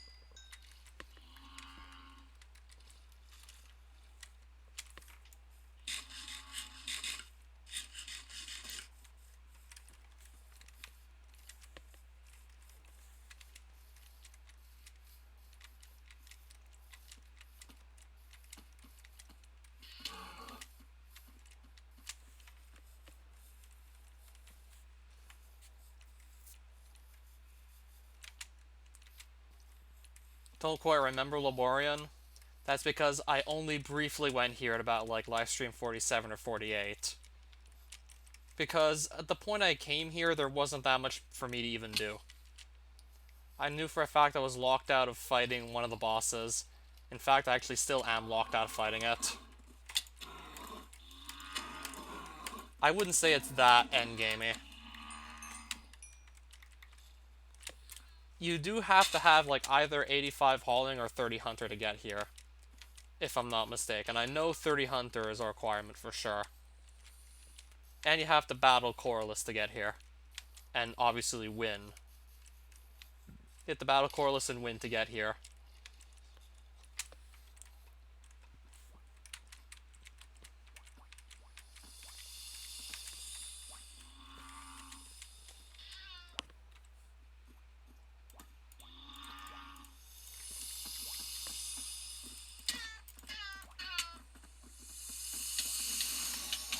Okay, there's so many guys up here, I'm not able to keep track of this. Uh-oh. Okay, I got more than I bargained for up here. I'm not quite sure. Oh, no. Really? You gotta put all these guys up here with the mermaids? You sure have to fight these all at once? Really? Yeah, I gotta fight them all at the same time, apparently. You literally can't just do this. The realm stones are dropped from the boss, Corliss. Yes, it is. I might never get to heal up.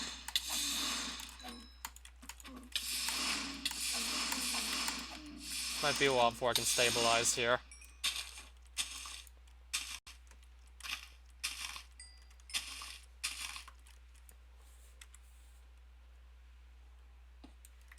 Yep.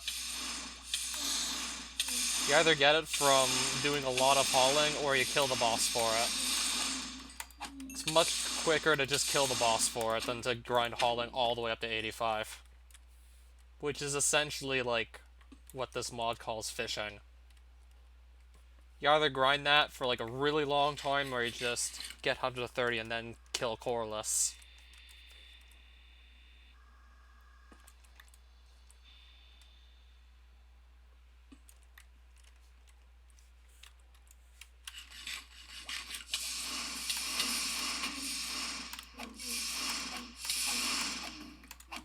And the guys I'm killing right now, you need level 63 or greater hunter to fight them. But they usually go down in 3 hits from like an endgame weapon, sometimes even 2 if you hit both swings exactly. So I'm already halfway to 67 Hunter. Yeah, this grind goes by very quickly.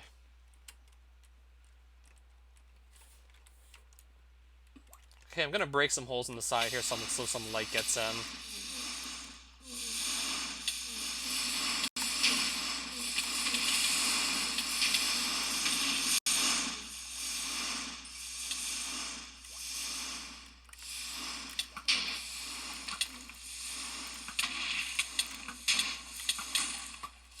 I'm gonna have to heal up just to make sure I'm not dead, basically.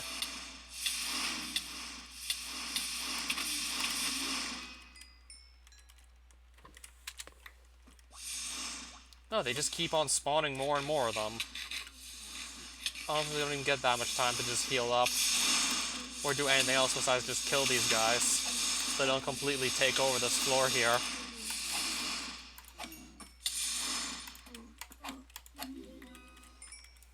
So they don't just completely take over.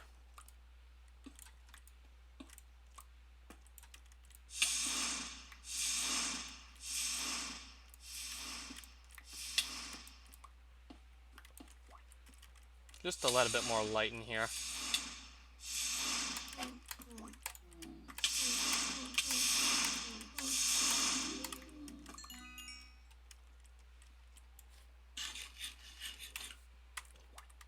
I can probably still keep on staying here unless I'm about to really lose an armor piece.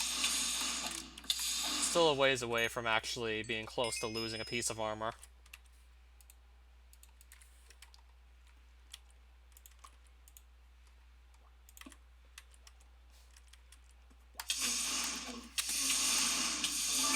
$67 Hunter.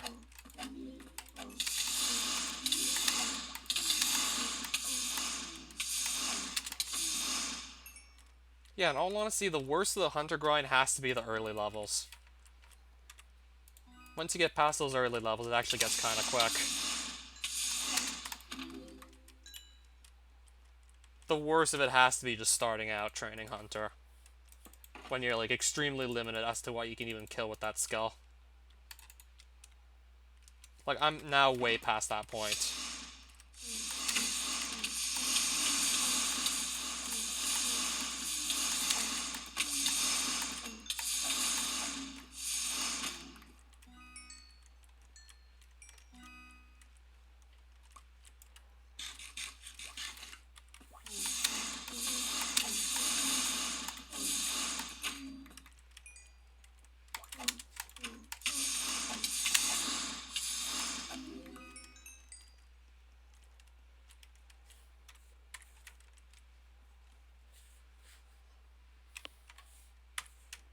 About a third of the way to 68 Hunter now as well.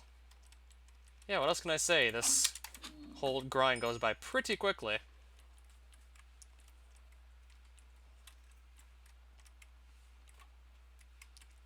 Like, my current main goal for the Hunter skill is get it to 71.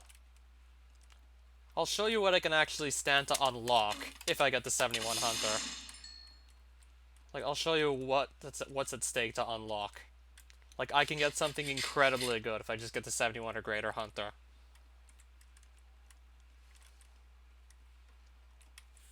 I might as well get to 68 while we're here, though. And then I'll probably go into a bit more detail as to what that item is I'm going to be going for. I'm going to have so many of these coral cannons and probably never use them.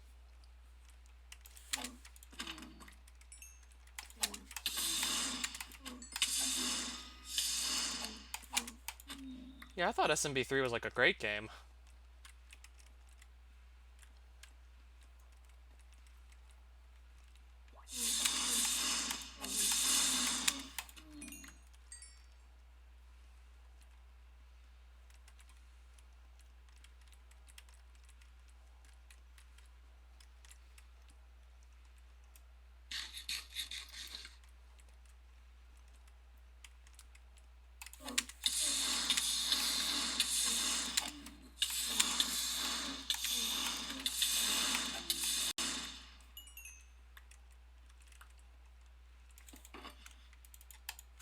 And just, of course, more copper coins because we're simply killing a lot of these guys.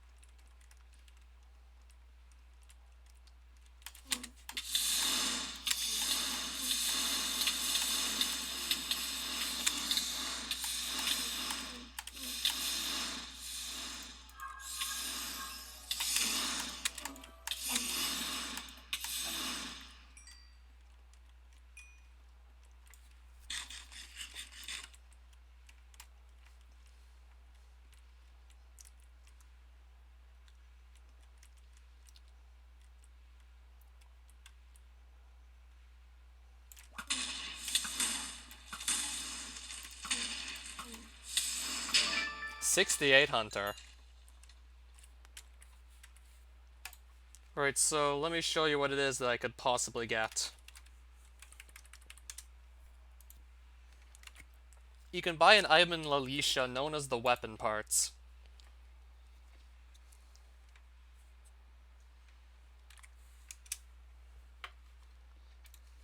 And there are 3 ways to actually buy them. You either need Zinc Dust, Dark Bones, or Fleshy Bones to actually buy these. All of these, you need at least 71 or greater Hunter to obtain. Specifically for the Dark Bones, you need 71 Hunter to kill the mob that drops them. There's one you'll need 78 Hunter to kill to get the Fleshy Bones, and I think it's 82 for the Zinc Dust. If you can get access to the Dark Bones trade for the weapon parts, then you only need 71 Hunter to buy the weapon parts. And these are used to upgrade certain weapons. The best one I can think of is to upgrade the Stampede into a Roulette, which turns it into a gun that does 40 damage per second. And this can actually be upgraded further into the Skullet.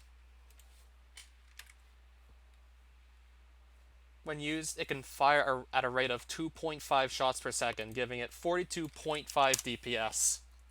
The highest damage per second on a gun that I know of. And I don't know why the links aren't showing up.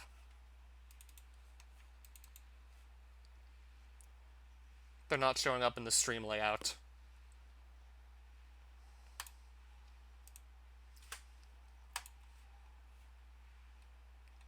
So I don't know if you can still follow these links.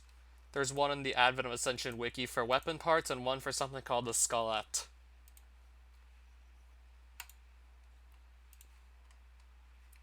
And the Haunted upgrade kit that you make the Skullet with is just going to be a matter of grinding certain mobs in Grekon. 2 of them are really easy to kill, one of them not so much. I'll probably go after the simpler ones to kill. But the drop rate's pretty low, so it's going to be a grind to get this Haunted upgrade kit.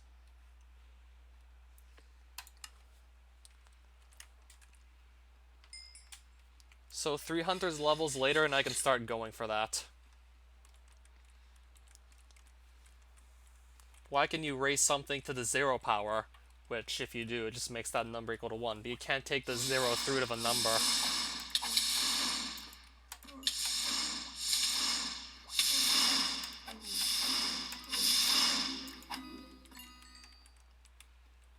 Yeah, I'm trying to think exactly what makes like anything to the power 0 always become 1.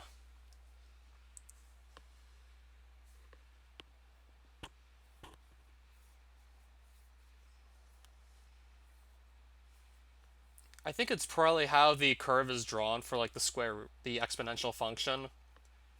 Like 2 to the x, if you have x be 0, then it starts at 1. But if you have x be 1, then it's 2.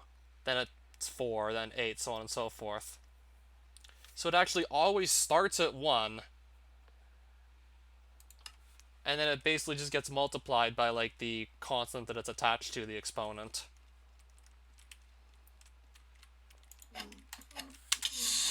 So you can have a 0 exponent and it always starts at 1, but the 0th root of a number, I've never like really heard of anyone trying that.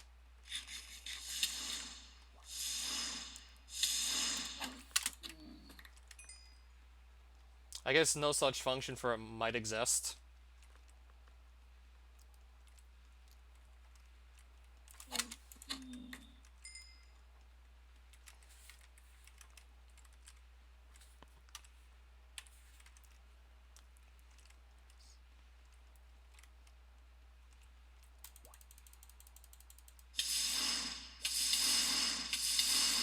I don't even know if these are breakable. Doesn't look like they are. I wouldn't want to break one by accident because I want to just be able to grind off these as much as I'd like to. No, you can break them, but I'd rather just leave these here to grind Hunter off of. There's definitely like cracks forming if I just use a pickaxe on it, but I don't want to just break the thing.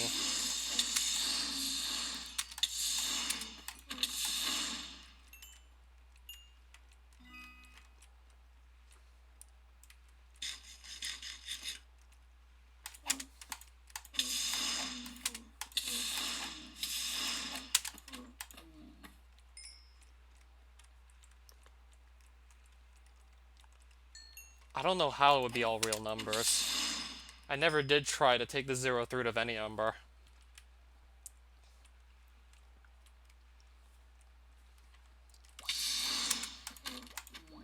I don't know how you get, like, all numbers from, like...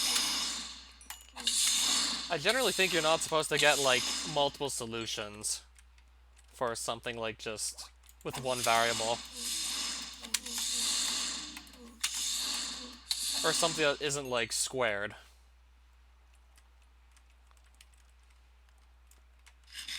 Or, like, raised to the power of 4, or raised to any even power. Because, for example, like, if you raise something to, like, the power of 2, like, you can either provide a positive or a negative number to still get, like, the same outcome. Wait, no, those are inputs, not outputs, then. Like, two different inputs give the same result if you put something in a, like, power of 2 function.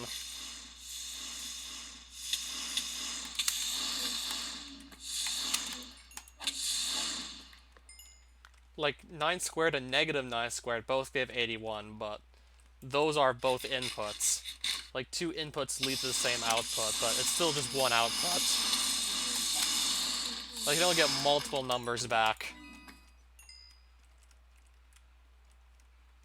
Like, most proper functions I know of, you only get one number back no matter what you put into them.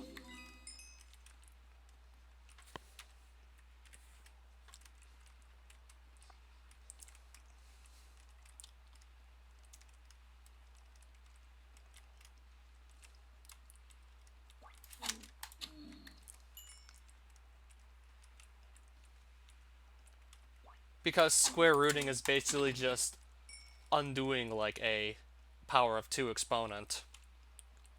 It's like you're raising 8 to the 2, and if you take the square root of 64, you're basically undoing what you did to the 8 to raise it to the power of 2. Theoretically should be 2.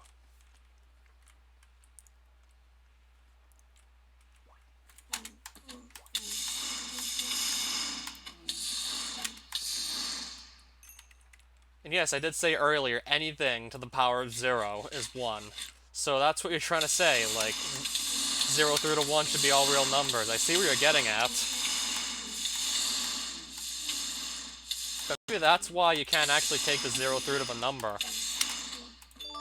Because it just wouldn't make sense to get, like, all real numbers back from, like, an output of a function to give you every number.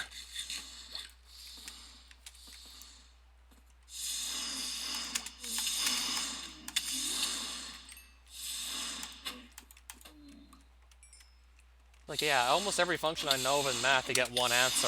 Not, like, all the answers.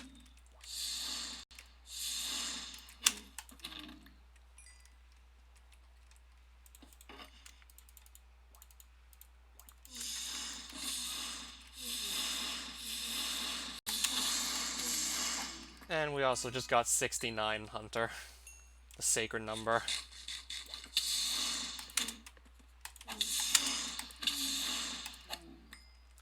Yeah, if I want to mention that I got 69 Hunter in my stream title, I'm gonna get demonetized, unfortunately.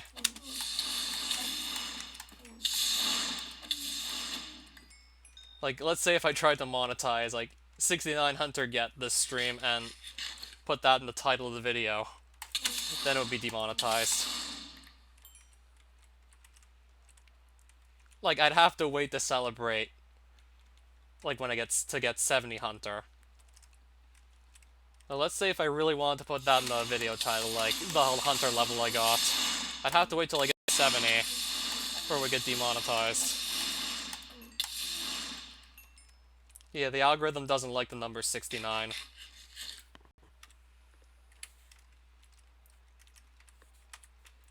And we're about a quarter of the way to 70 already. Yeah, what else did I say? Like, this goes by very quickly. Much quicker than I thought it was going to be for a long time. Especially considering how long the early levels took to get up, too. Considering how much of a grind it was for the early levels, when you were really restricted to what you could kill. And you just basically had to hope you could get as many mobs that drop a lot of Hunter experience as possible in the early levels, like Destroyers.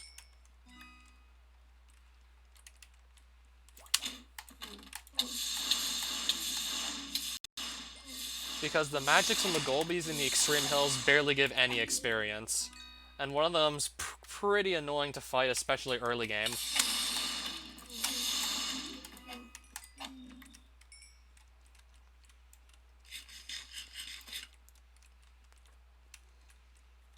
Well, there is also the stuff in the Savannah once you get the 12 Hunter, but even then that's pretty slow too.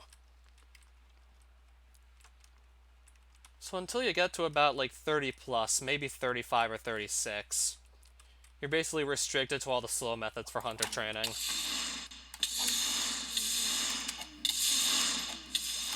I can kind of say it only kind of gets fast once you have access to Daisies and Gardencia. Yeah, if you have a good weapon to clear them out quickly, despite their melee immunity, then you can pretty quickly grind Hunter off of those, and then it just gets better and better from there, the methods you can actually unlock. Like, this Mermage grinding is going extremely quickly. And just like that, I'm almost at 70 Hunter. Last time I checked to see how much experience I had, I was a quarter of the way there. Now I'm more than 2/3 of the way to it.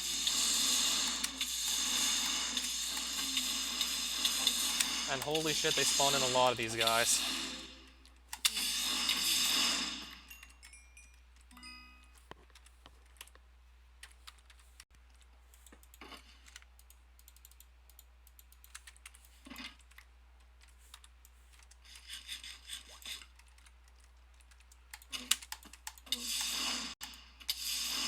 Right now I'm actually having trouble hitting these guys.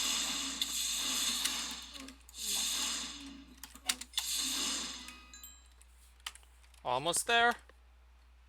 Probably gonna unequip this just so I don't risk losing one of my armor pieces because it breaks apart. Hope that's not a mistake though. Unless we get too many of these to spawn in, it probably won't be.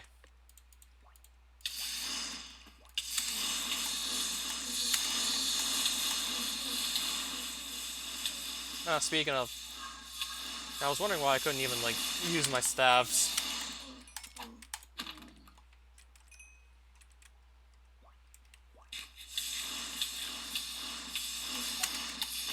$70 Hunter.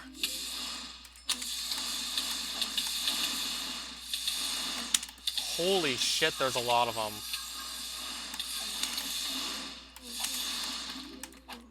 They're literally just spamming mermaids at this point. I'm probably just gonna get the hell out of here again. I really don't think I need to stay here any longer.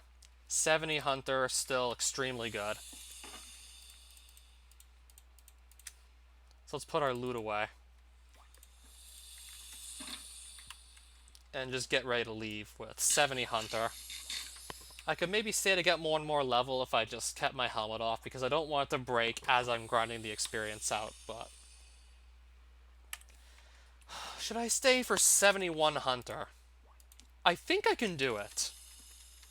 I'm probably gonna stay for 71.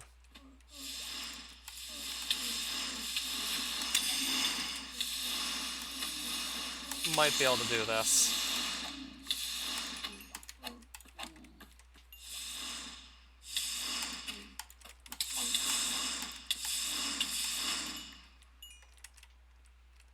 Might be able to stay here for 71.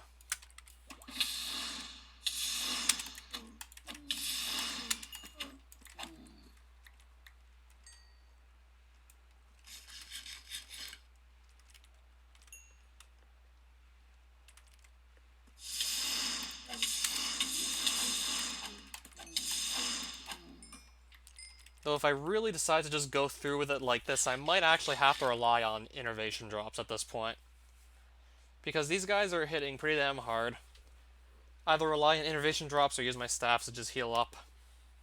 Those are basically my options at this point.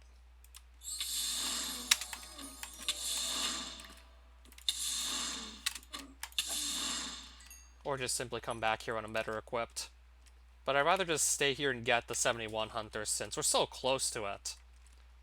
And we're still at the location where it's best to grind the skill out, so let's just go for it and hope we get it before I lose a piece of armor.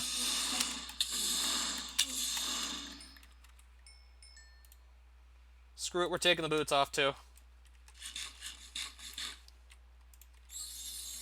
I really don't want to just lose any of my armor pieces in the process here. Just grinding this out. If we don't get too many mermaids to spawn at once, we're probably gonna get this. Without dying. It's probably gonna work. Especially if I can 2-hit them.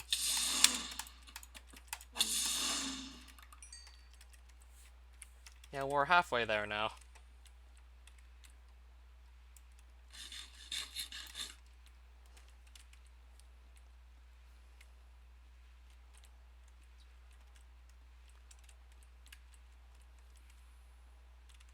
Now just spawn some more guys in, please.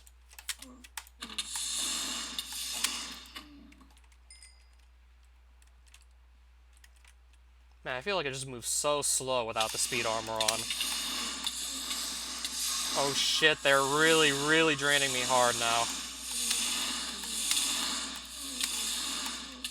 They're draining me hard. Yeah, they can just output so much damage because I'm missing 2 of my armor pieces. I took them off because I don't want them to break while I'm just killing these guys. So yeah, I'm gonna have to worry if I just get like a large enough group of mermen to take me out. They probably easily could in a big enough group for sure. Also, I'm not used to being like this slow either. Because I took my armor pieces off just so they don't break. Oh shit! Whoa! Oh boy, that was fast. Oh boy, that was so fast. Wow. Literally had like not even 2 seconds to react. I wasn't fast enough. I had like literally 2 seconds to react, and I couldn't do it fast enough. I wasn't fast enough, and now I'm dead. Great. Yep, I was simply not quick enough to get myself out of that. Yeah, I took the risk. Really shouldn't have taken the risk. So yeah, now I gotta get back to my stuff, and it's probably gonna be well guarded, because that was a lot of them. That was certainly a lot of those guys. So I'm gonna take my best armor out. And then just kind of run back there and get my stuff. Probably gonna have to do some crowd control first, and then just pick it all up. Yep. I got like not even 2 seconds to react. And I basically wasn't able to save it.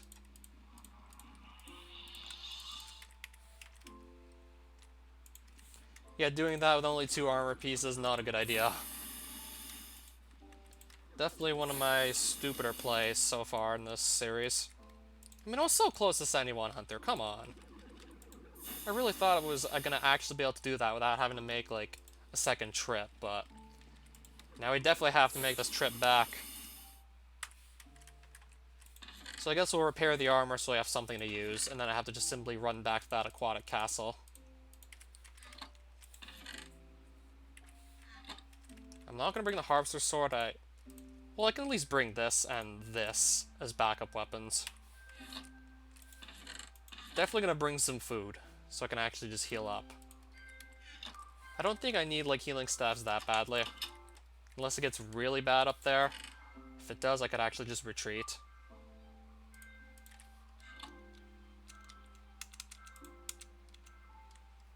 So I basically just have to return here. I mean, it shouldn't be hard to find the castle again. I mean, you really can't miss it. Might even bring a shield just to make sure, like, I can deflect their attacks.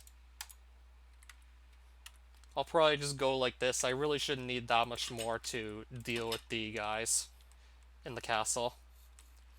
Now I need to just get my stuff back. I lost 32 levels, so certainly would have been nice to have those to enchant with, but oh well. Whoa! What hit me? Holy shit, what's hitting me? I literally just got in, and now something invisible is trying to kill me. I just got in here.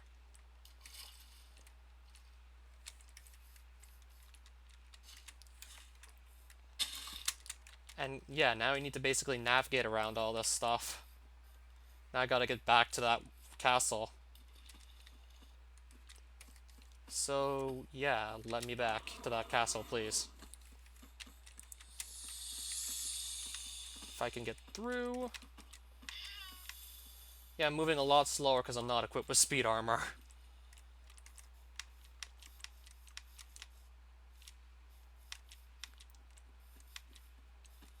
Yeah, this is normal running speed. I'm not used to normal running speed anymore.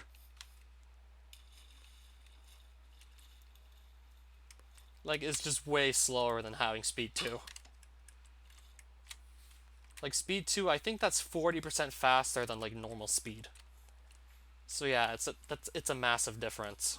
Like, you will notice it when you take off the armor and start moving at normal speed. You'll feel like it's just extremely slow, but this is standard movement speed. I just haven't not used the speed armor in a long time.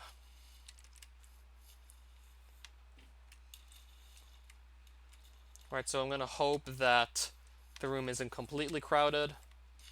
That's why I brought the shield, in case I need to really do crowd control.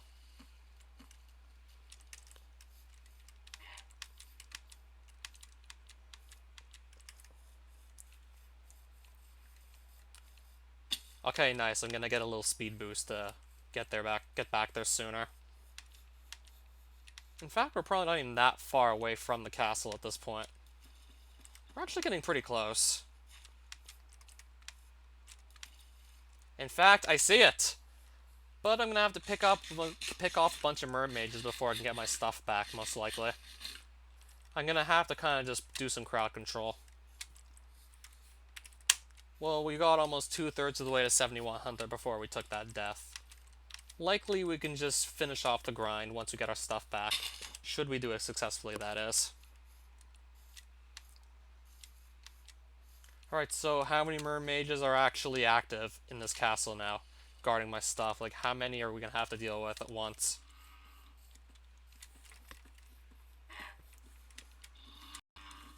Alright, so we're back in the castle with also Sea Viper. I'll quickly kill these guys.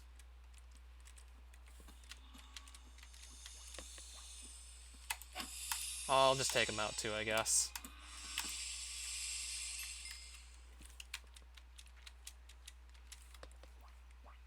I really don't think I need to keep this piece of paper anymore. So the mermages are up on this floor. Let's see how many there are still. Yeah, there's an absolute metric fuck ton of them. This could be bad.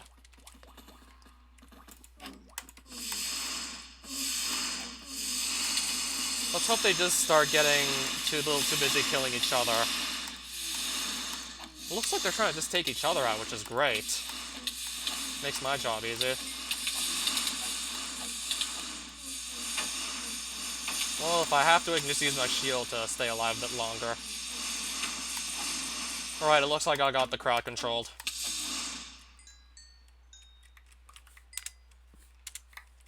Right, we did it. I'm gonna have to pick up my knight's armor, though.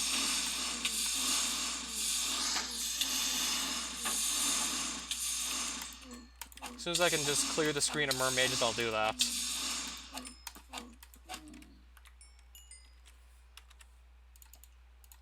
Let's just throw out some copper coins. Those are easy enough to just get en masse anyway, so I'll throw those out.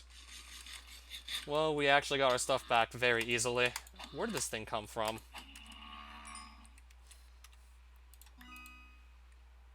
Or I can just shove everything into the shulker box, perhaps. And then just pick the coins up again. Just quickly throw them in here. And yeah, more tokens while we're at it.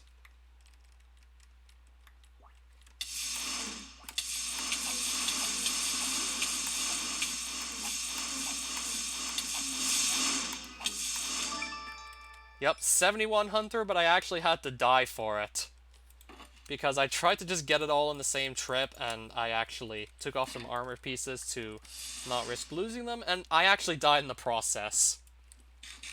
That was far from my best move, to just take the armor pieces off. So let's just leave with our 71 Hunter. Gonna re-equip my speed armor just so I can move faster again. Though I think I'm eventually gonna have to get used to just traveling around without it. Because there are some situations that the speed armor isn't gonna be like the best possible armor you can use.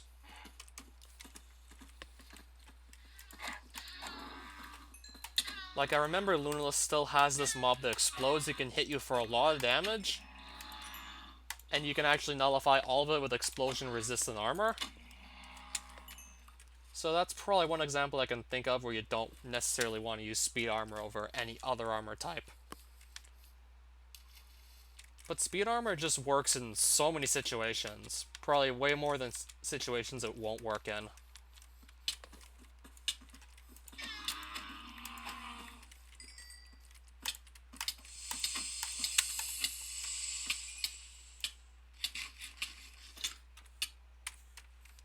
I don't think it should fall apart before I just get out of here again, the speed armor. So yeah, we got 71 Hunter. Now I can start killing Exo Heads in Lavicia for their Dark Bones.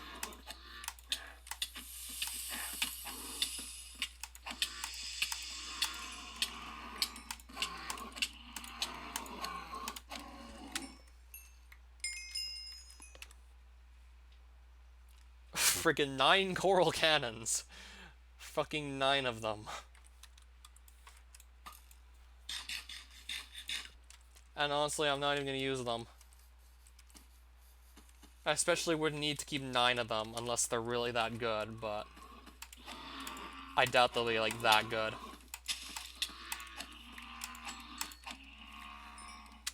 Honestly, I'd have to see exactly what they do.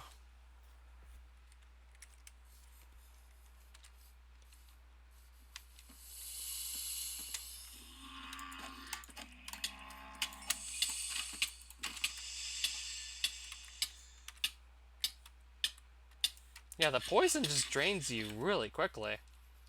Like, the poison does a number on you.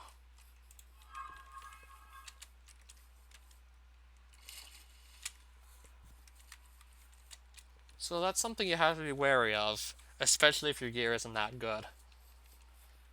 I have like endgame gear, so I can be like a lot riskier and probably still come out alive.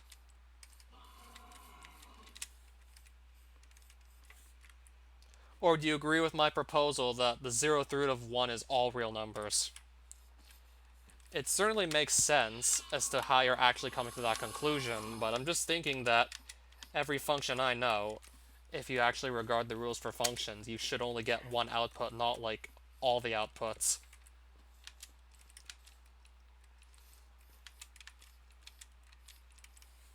Hence why, that's probably the reason why you can't take the 0th root of a number.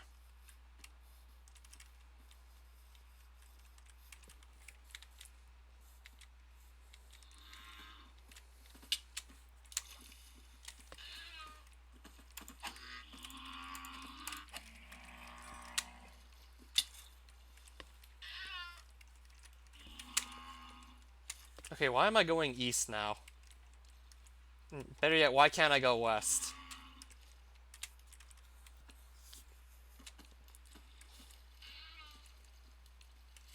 Man, I'm just wondering what the function would look like.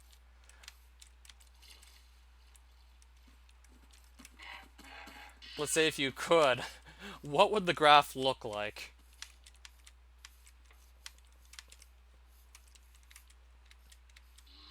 Because the 0th root of 1 for any number. 0th root of any number technically has infinite outputs. No, 0th root of 1. What am I saying? Any number.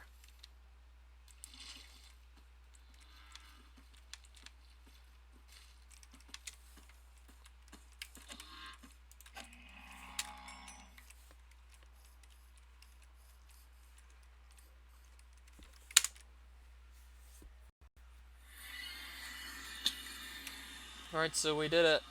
71 in Hunter.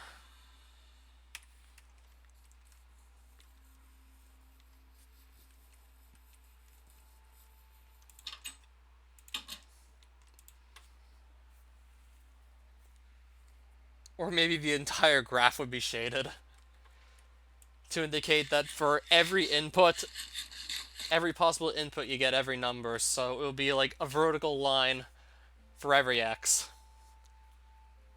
Hence the entire graph being shaded. It's just like an infinite series of vertical lines going all across in each direction of the x-axis. Each vertical line essentially being like all the numbers it's returning.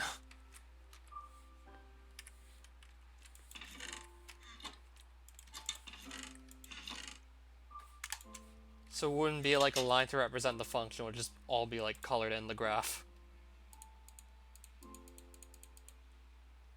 Hence why I can't see it working.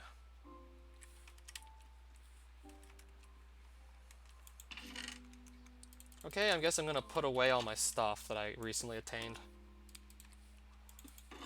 Most of these being copper coins I should put away, because that's a lot of them again. Yeah, I killed a lot of mermages. They drop copper coins pretty commonly, as do most enemies in this mod. Yeah, the entire graph would just be coordinates. Hence why it wouldn't work. It would be spectacular to look at, but it wouldn't work.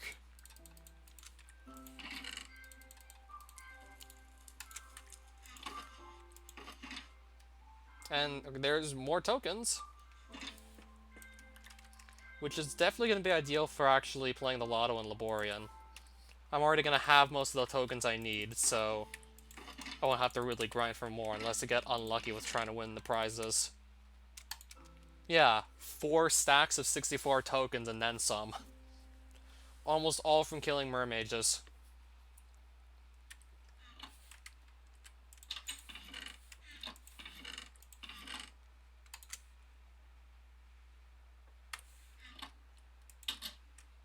Basically because the hunter experience was that good that came from them.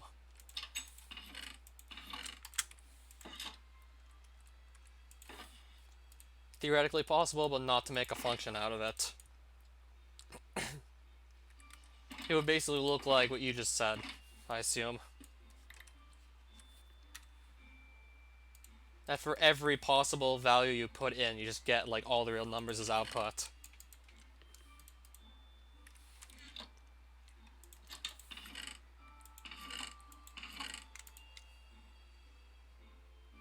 Yeah, seriously. 9 coral cannons. Nope, make that 12 total. 12 coral cannons in total. I'd have to even look up, like, what this thing does. Like, what's it good for?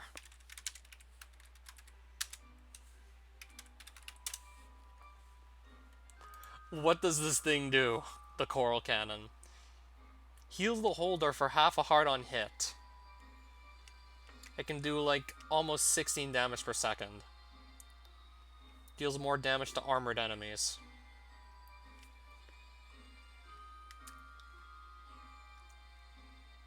Fire rate 1.33 per second. So, decently fast speed. Heals for half a heart with each cannonball that hits. If you want to get the healing, you can do it even faster, if I'm not mistaken, with Volcrams. But they have like a lower damage output.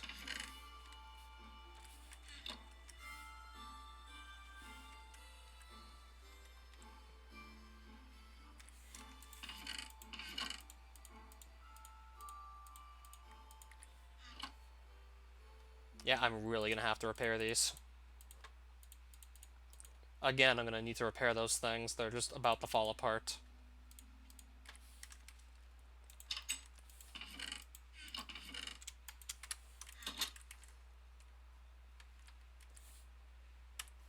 So with my 71 Hunter, I'm probably just gonna leave it at that, the stream.